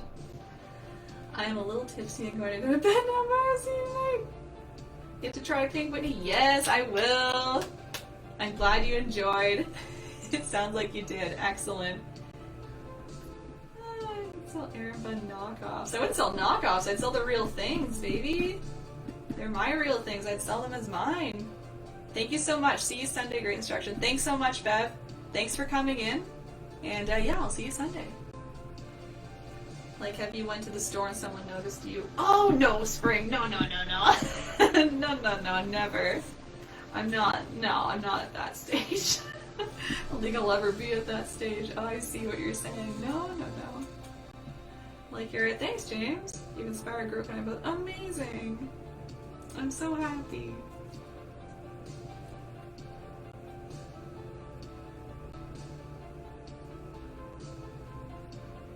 Okay, Facebook, you're quieting down. I saw your thank yous as usual. No questions though. So again, PM me if you have questions. PM the erinbunpaints page. Reminder again, Sunday tutorial. Got you, made a mess. Thank you very much. You're welcome. You're welcome. And need to practice my first time painting the lights. Yeah. Of course, April. Yep. Just throw any questions my way. Otherwise, keep practicing. I find that's the best policy. That's what I always do. I just do lots of practicing. That's what I always say. Art isn't like a lot of people think art is like a natural talent. Ooh, wow, you have the art gene. I don't. I practiced a lot before I got here, so just remember that. It's a lot of patience and a lot of practice. That's how you get good at anything. I think that's a Bob Ross quote too, by the way. Becoming skilled in anything involves a lot of just practice. I think is pretty much what he said. Anyway, I'll live off that. Okay, Facebook, I'm going to sign off now. If you have any questions, again, PM me. Otherwise, I'll see you soon, probably on Sunday. Otherwise, on Twitch, I'll be on tomorrow. You can hang out with me on Twitch. Okay, bye!